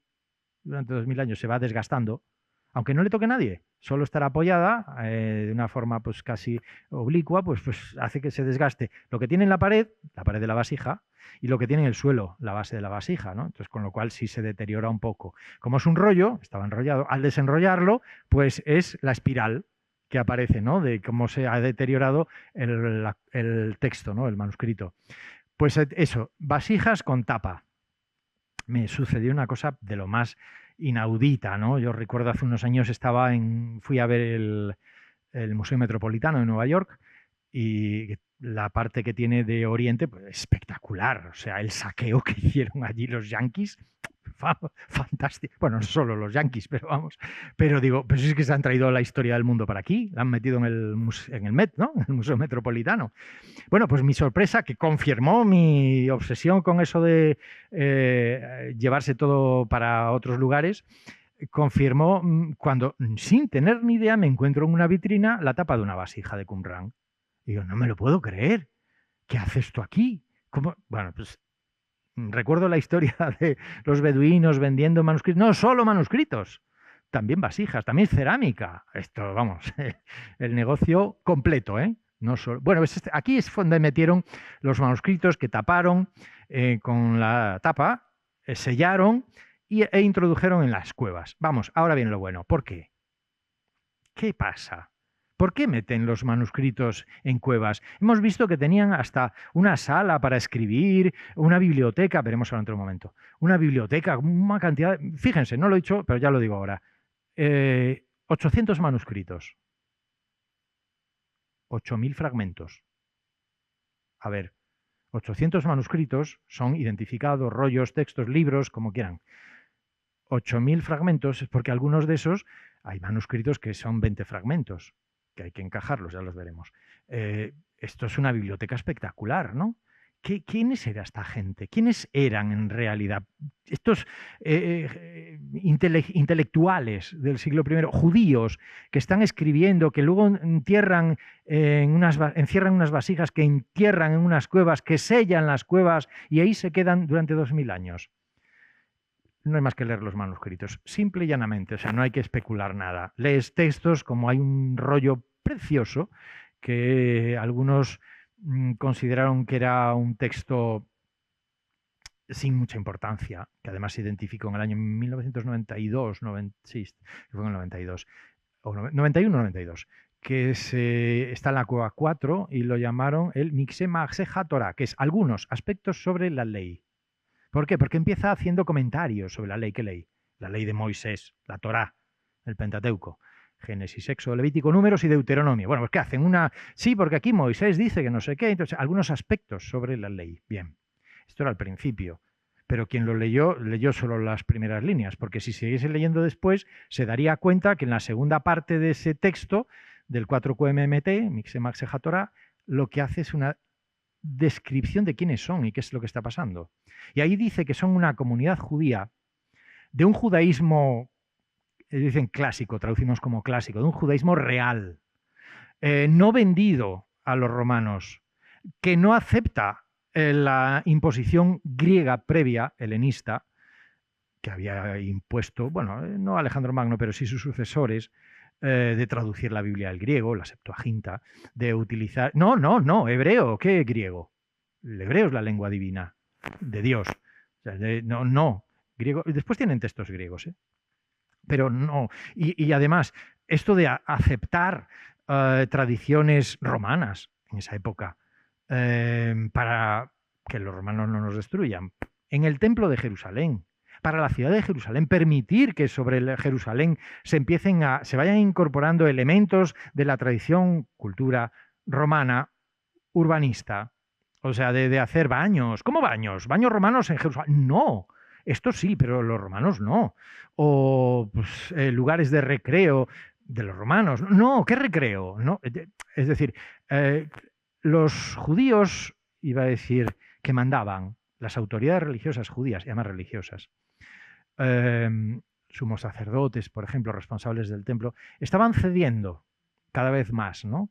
Bueno, ya habían cedido a sus antepasados, ¿no? En época helenista, los asmoneos, los macabeos, ¿no? La familia macabea, purificación del templo y todo esto. Pero ya con los romanos esto es el culmen, o sea, es la gota que colma el vaso. No, ya no aceptamos. Es decir, si las autoridades religiosas aceptan esto, nosotros no. Que somos judíos igual que las autoridades religiosas, pero nosotros no aceptamos esto. Y nos plantamos y nos vamos. ¿Y dónde nos vamos? Al desierto. Al desierto, sí, como Moisés. ¿Dónde empieza la historia para ellos, ¿no? ¿Dónde empieza la historia? Allá, en el desierto, cuando Dios le da las tablas de la ley a Moisés en el desierto del Sinaí. Y le anuncia que le dará una tierra que emana leche y miel, la tierra prometida, ¿no? Vamos a recuperar la esencia, vamos a los orígenes, porque estos ya no son judíos, son hijos de las tinieblas, dicen ellos. Mucha gente se confunde cuando leen estos manuscritos. Nosotros somos los hijos de la luz y ellos son los hijos de las tinieblas. Y ellos lo interpretan como que los hijos de las tinieblas son los romanos. Los romanos no pintaban nada. Los romanos eran los que ponían orden y además bien puesta. Eran los judíos que aceptaban las injerencias romanas. O sea, autoridades religiosas, fariseos, saduceos, escribas del templo, levitas. Había un grupo, de lo poco que nos cuenta Flavio Josefo, porque el Nuevo Testamento no habla, solo nombra a 3-4 grupos: fariseos, saduceos, celotas, sicarios, escribas, y sumos sacerdotes. Sacerdotes y sumos sacerdotes, o sea, 6. Pero Josefo habla de más grupos. Yo tengo controlados unos 45-50 grupos. Entonces eran como partidos políticos hoy. ¿Os imagináis un gobierno así? Bueno, pues ahí va, ¿no? Es un montón de gente que piensa de forma distinta y que no se ponen de acuerdo entre ellos. Y por eso fueron los romanos, claro, a poner orden. Aquello era un desorden, un caos. Dicen que era lo más parecido a una guerra civil, lo que había en Jerusalén el siglo I antes de Cristo, hasta que Pompeyo entra en Jerusalén. Claro, era un lugar estratégico, de paso. ¿Cómo vamos a tener un follón ahí permanente con toda esta gente que está apaleando entre ellos, ¿no? Pues uno de esos grupos eran los esenios, ¿verdad? ¿A qué suenan los esenios? Los esenios. Y durante muchas décadas, bueno, no tantas, desde que se encontraron los manuscritos, los primeros que los empezaron a leer e interpretar, estoy hablando del siglo XX, dijeron: estos son los esenios. Claro, porque tienen, es verdad, sí, tiene muchos elementos de los esenios, según cuenta Flavio Josefo. Y luego Plinio de Alejandría, Plinio el Viejo y Filón de Alejandría. 3 autores clásicos, casi contemporáneos, de la época de antiguos, de la antigüedad, que hablan de esta gente, ¿no? 3 fuentes, ninguna bíblica, ¿eh? Pero sí sabemos que, según ellos, había un grupo que eran los esenios, que eran los más, diríamos, ortodoxos. Sobre todo con las cuestiones de pureza, acuérdense, las piscinas, baños rituales, con esto de lavarse, de purificarse, con cuestiones que tenían que ver con el calendario. Ahora vamos a hablar de él. El calendario y la fijación de las fiestas religiosas y de, bueno, todo este ya. El problema, cuando esta hipótesis que duró 2-3 décadas, el problema nos llevó a pensar, bueno, les llevó a pensar a algunos que no, que los autores de los manuscritos no eran esenios. Eran una derivación más de otro grupo que se escinde del movimiento esenio. ¿Por qué decimos esto? Porque estos están solo ahí en Qumrán, pero sabemos que había esenios en Damasco, que había esenios en Jerusalén, que había, y en otros sitios, en pueblos pequeños, ¿no? Entonces, no son los mismos. A ver, sí, originariamente sí. Leyendo los textos, haciendo una historia de la redacción de los textos, detectamos que hay 2 etapas en la vida de este grupo. La primera es anterior, obviamente, de la época esenia, cuando los de Qumrán, los qumranitas, formaban parte del movimiento esenio, que estaba en Jerusalén y todos lados.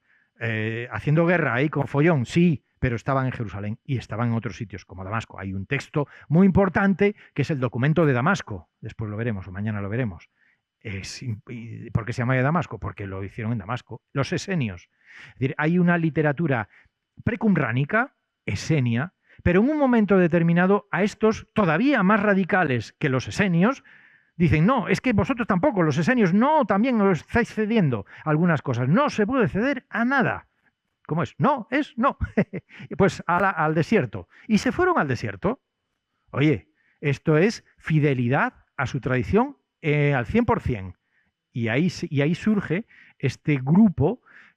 Ahí está identificado uno de los protagonistas de este cisma, que es el maestro de justicia. Qué nombre, ¿eh? Justicia. Bueno, justicia, sí, porque fue el que determinó, el juez. No se puede aceptar esto. Seguimos la tradición judía, lo que está establecido por la ley de Moisés, cómo se establece en la ley de Moisés, y no hay nada que discutir. O sea, ya, fuera, nos vamos. Porque claro, no pueden echar a los otros con mayoría, pero ellos, que son minoría, dicen: pues nosotros nos vamos al desierto. Y ahí se funda esta comunidad, grupo en el desierto, que llamamos los autores de los manuscritos del Mar Muerto. Gente súper intelectual, hiperintelectual. Bueno, no es que fuesen listos, es que se dedicaban a la escritura y a la lectura ¿de qué? De la Biblia. O sea, eran biblistas.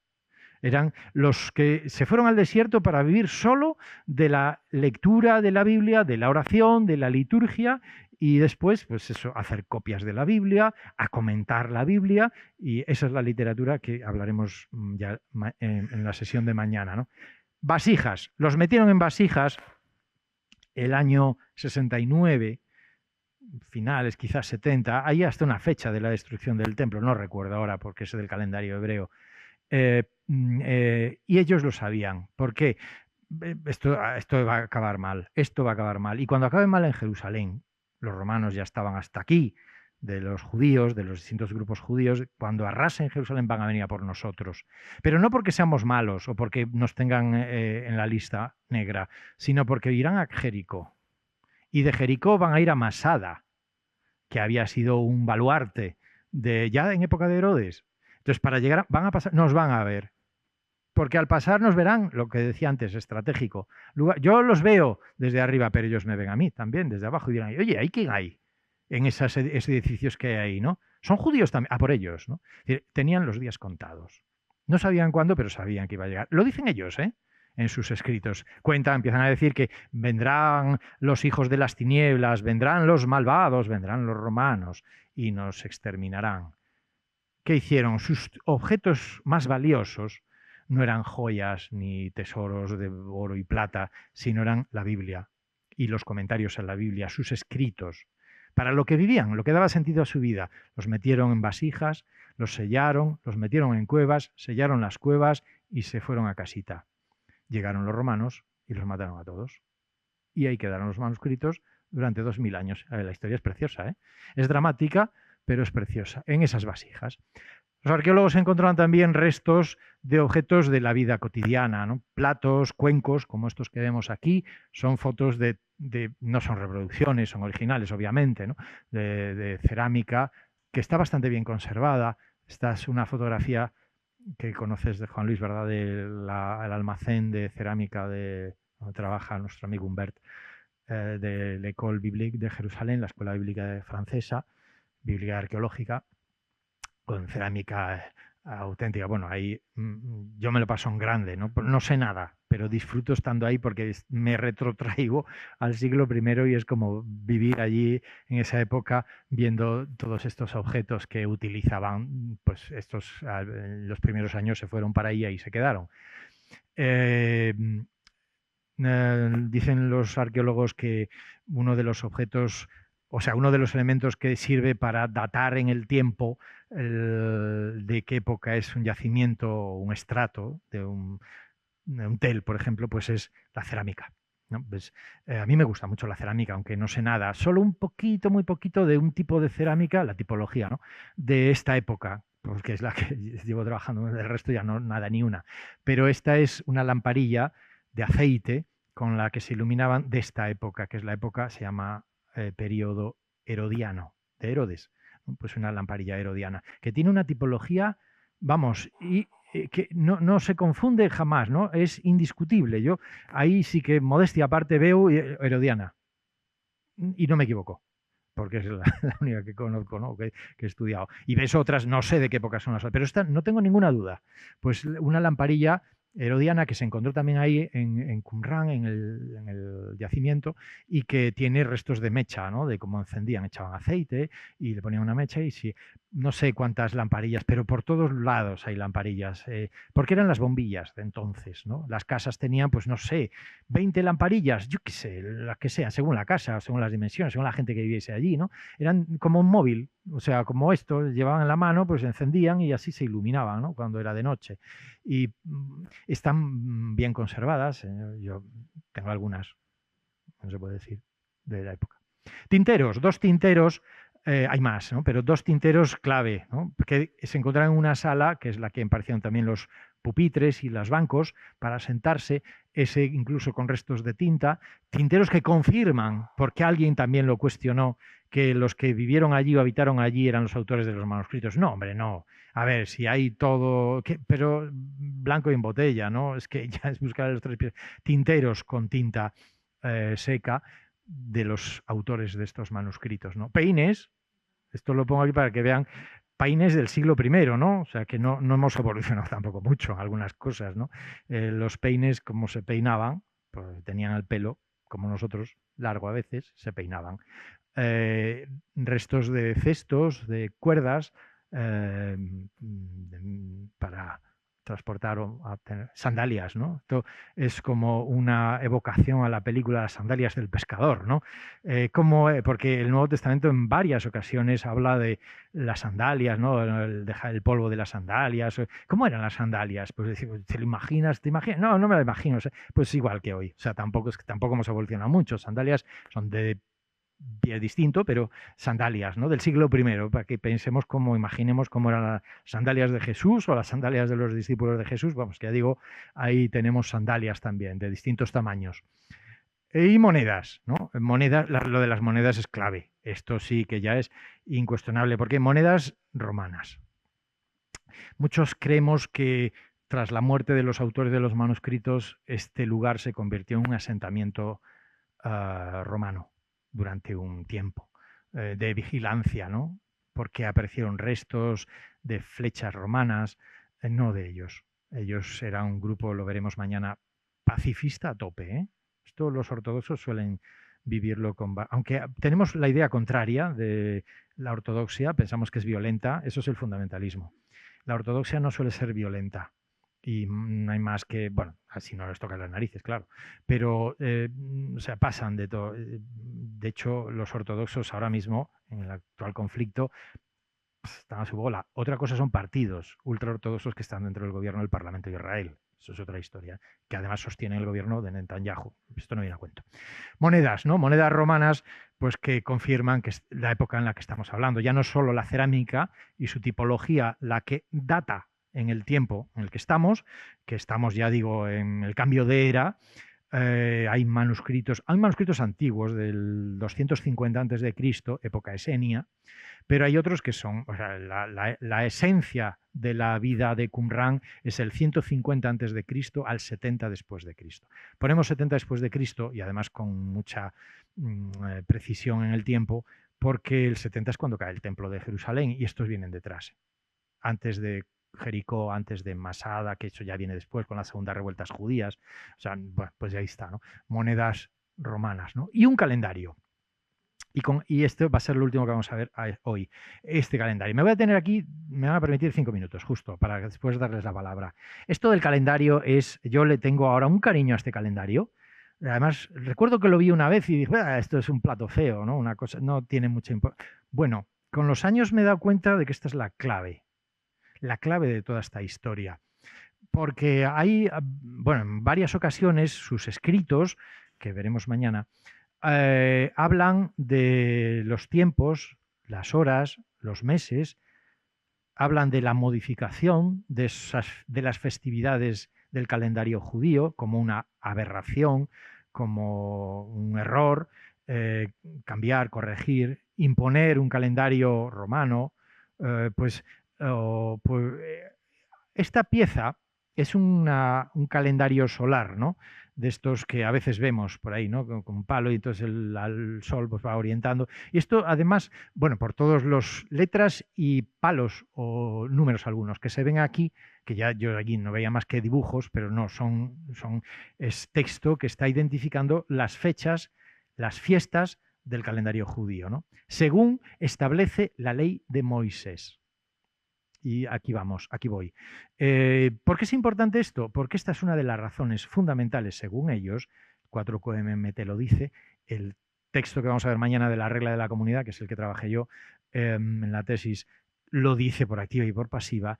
No se pueden modificar las fiestas del calendario. ¿Por qué? Porque las fiestas del calendario están fijadas por la ley de Moisés, en el Génesis, en el Éxodo y en el Deuteronomio. Cambiar eso implica corregir a Dios. ¿Y quién es el guapo que es capaz de modificar un calendario que la tradición ha dicho que nos ha dado Dios? O sea, si en la creación se establecen 6 días en la semana y el séptimo es descanso. Si ahora nos impone un calendario mixto, romano-judío, eso estamos modificando. Y lo que era el Shabbat ya no va a ser Shabbat dentro de un mes. A lo mejor es el jueves, el Shabbat, o el lunes. No. Esto es corregir a Dios, es herético. Y esto los ortodoxos no lo aceptan de ninguna manera, que sí habían aceptado las autoridades religiosas del Templo de Jerusalén. Y esto modificarlo.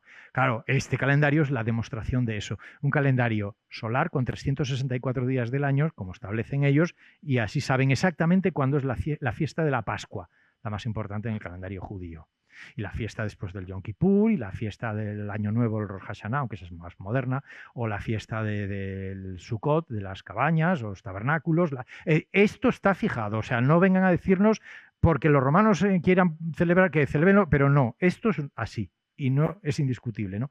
Por eso este calendario, esta pieza tan importante. Bueno, dejo para mañana la segunda parte, que será la primera parte de mañana, los manuscritos, y después la segunda parte serán las aportaciones españolas a este descubrimiento. Abrimos, si les parece, un tiempo de preguntas, debate, discusión, lo que quieran. La Biblia hebrea es exactamente igual.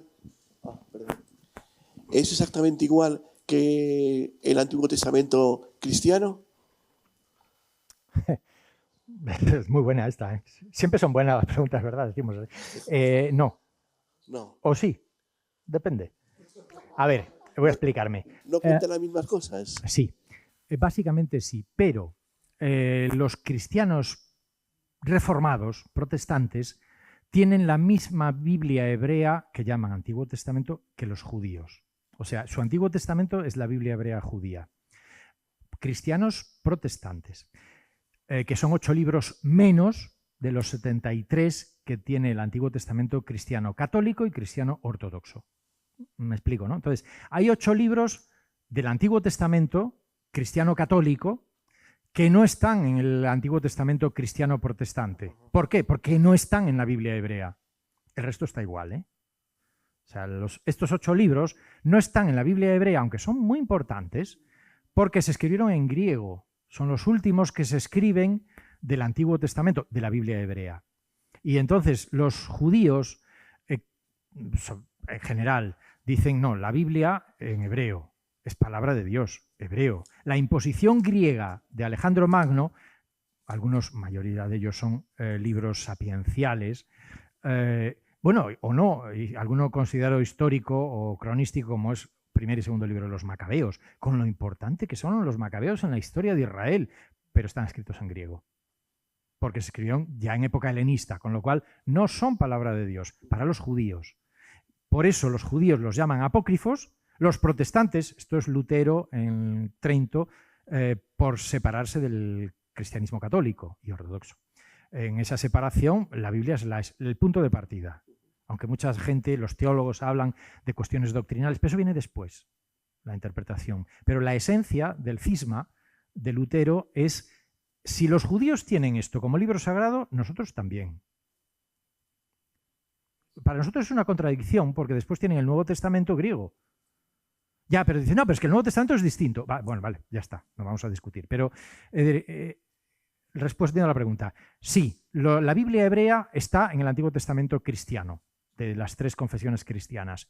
Pero una de ellas, el cristianismo protestante, tiene exactamente igual que los judíos la Biblia hebrea, que llama Antiguo Testamento. Sin embargo, católicos y ortodoxos tienen 8 libros más que fueron escritos en griego y los católicos y ortodoxos llaman deuterocanónicos, a los que los protestantes y judíos llaman apócrifos. No sé si me he explicado.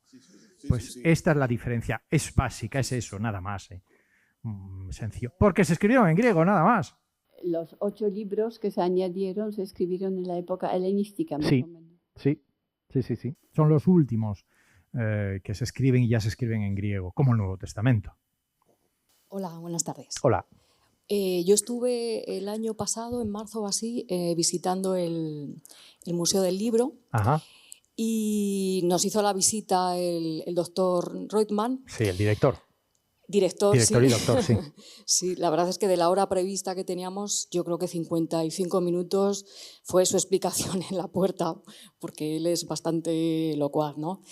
Y bueno, yo la impresión que me dio es que no podía creerme que realmente fueran los originales. O sea, yo creo que son y unos facsímiles muy bien hechos que se supone que son los originales, pero conociendo esa cultura deben estar como una especie de Santa Santorum dentro de una habitación de de pánico a su vez. O sea, Sí. lo veía, pero me costaba, que supongo que no tengo razón y es absurdo, ¿no? Y serían los originales, pero no sé, hubo ahí algo que me pareció que no estaban lo suficientemente, tampoco se veía muy protegidos, y también Ajá. lo que le comento, ¿no? La displicencia Sí, del sí, doctor, sí, no sé, que pasó sí, muy de paso sí, sí. por ellos, no lo sé, bueno, es una apreciación. Sí, sí. Bueno, a ver. Otra vez sí y no, como antes, es que os habéis topado con gallego. Pero depende. Quiero decir, es que están rotando. Yo estuve con él, somos buenos amigos, y en el mes de agosto, el pasado, recuerdo que estaba allí y lo llamo, porque estaba dentro del museo y le digo, pero vamos a ver, mi texto, que está expuesto en esa biblioteca que vamos a ver mañana, en esa sala central, que es la regla de la comunidad, digo, pero esto es un facsímil, no conoceré yo el original. Pues está dentro de una vitrina blindada, acorazada, con cristal por delante y por detrás, así de gordo, con cámaras por todos lados, que si se mueve salen tanto las alarmas. Y lo llamo y le digo, Adolfo, esto, pero la regla que... Bueno, es que la están arreglando, ¿cómo se dice? Restaurando, no, bueno, sí, algo. Entonces, pero es decir, hay una rotación permanente por cuestiones de ambiente, de luz, entonces los van cambiando y de vez en cuando ponen un facsímil que es muy difícil de descubrir, detectar que no es original, ¿eh? Entonces están rotando, ¿no? Y están, por ejemplo, el de Isaías es el que está permanentemente allí, aunque a veces también lo llevan para cuestiones de mantenimiento, ¿no? De que no se estropeen, no se deterioren. Hay gente que hasta va todavía con flash a hacer fotos y con cosas y se te cuela, aunque está prohibido, pero las hacen y esto deteriora, es materia orgánica, ¿no? Es piel de oveja o de cabra y se estropea, ¿no? Y también es verdad que hay algunos que tienen, sobre todo los que están a la entrada, en el pasillo de entrada a la derecha e izquierda, que pues ya te pone allí facsímil o reproducción o cerámica también. Pero el resto están custodiados. Recordarás, y mañana lo veremos, que el Museo del Libro es un búnker bajo tierra. Es un museo subterráneo. Lo único que hay visible es la tapa, el techo de la sala de exposiciones permanente, que tiene la forma de una tapa de vasija. Y ahí tiene al lado un muro negro representando la vasija blanca, la luz, y las tinieblas, el muro negro, ¿no? Pues debajo es donde está el museo, ¿no? Bueno, el museo es una cámara acorazada. Antes había fragmentos en el Museo Rockefeller, que está en la ciudad, al lado de la ciudad Puerta de Herodes de la ciudad vieja, Puerta de Herodes, cerca de la Puerta de Damasco de la ciudad vieja. Quedaban algunos fragmentos menos, ahora los han llevado todos allí por una cuestión de seguridad.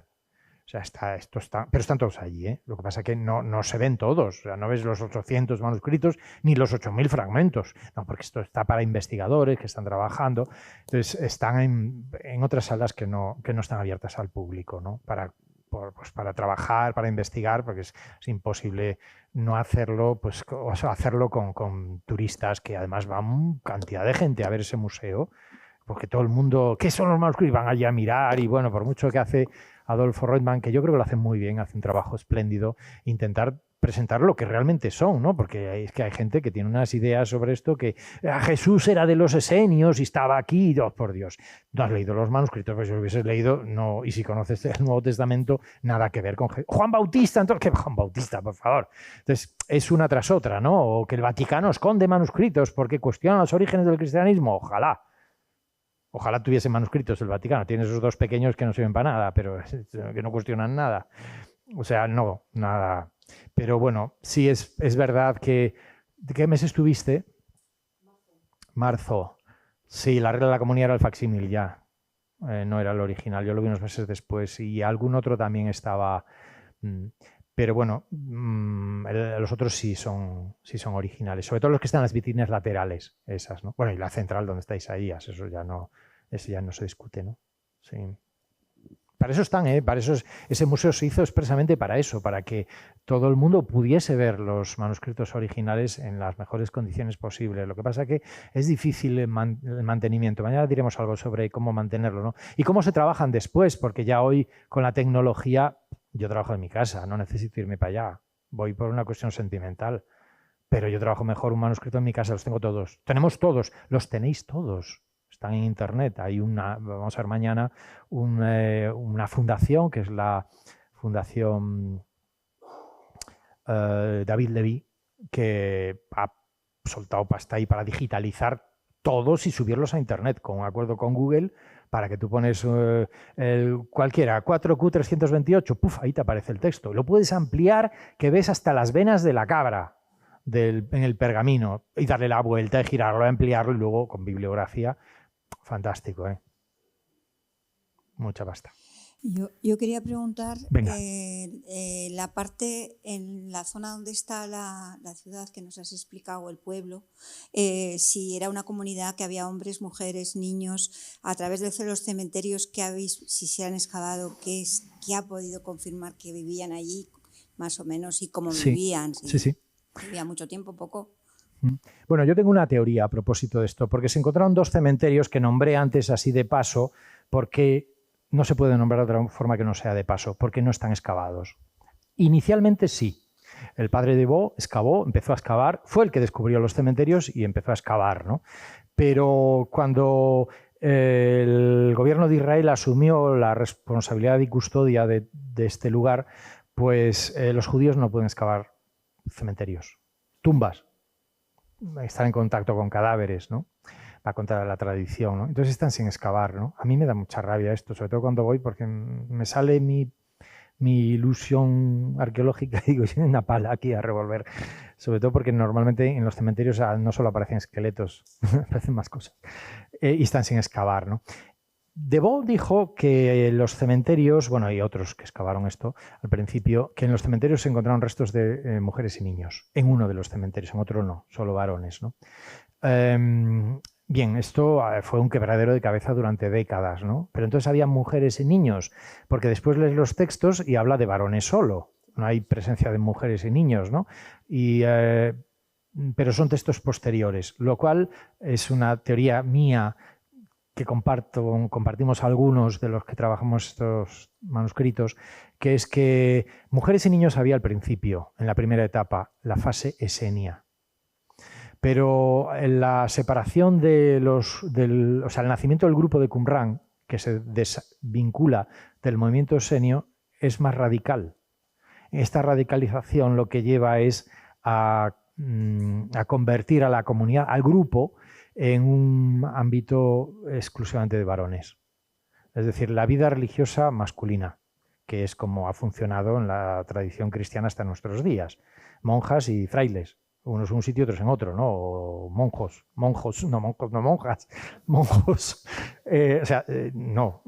Vida religiosa femenina, vida religiosa masculina, ¿no? Aquí la segunda etapa es masculina, sin lugar a duda, que es cuando los textos adquieren mayor relevancia, ¿no? Por eso no hay alusiones a mujeres y a niños en los textos, aunque luego estén enterradas mujeres y niños de la primera etapa o la primera fase, que yo creo que fue relativamente breve, puesto que además es un cementerio muy pequeñito, el otro es mucho más grande. Gracias. Esto además tiene que ver con una llamada al celibato que tienen ellos, ¿no? Es decir, que lo que los religiosos en el cristianismo católico llaman vida consagrada, los 3 votos, ¿no? De consagración, castidad, pobreza y obediencia, estos los tienen tal cual, ¿eh? En la segunda fase, castidad, celibato, pobreza, austeridad y obediencia. Tienen una jerarquía que veremos mañana, pero de lo más rigurosa que hasta con un código penal, con pena de muerte. La pena de muerte es la expulsión, no la muerte. Muy bien. ¿Algo más?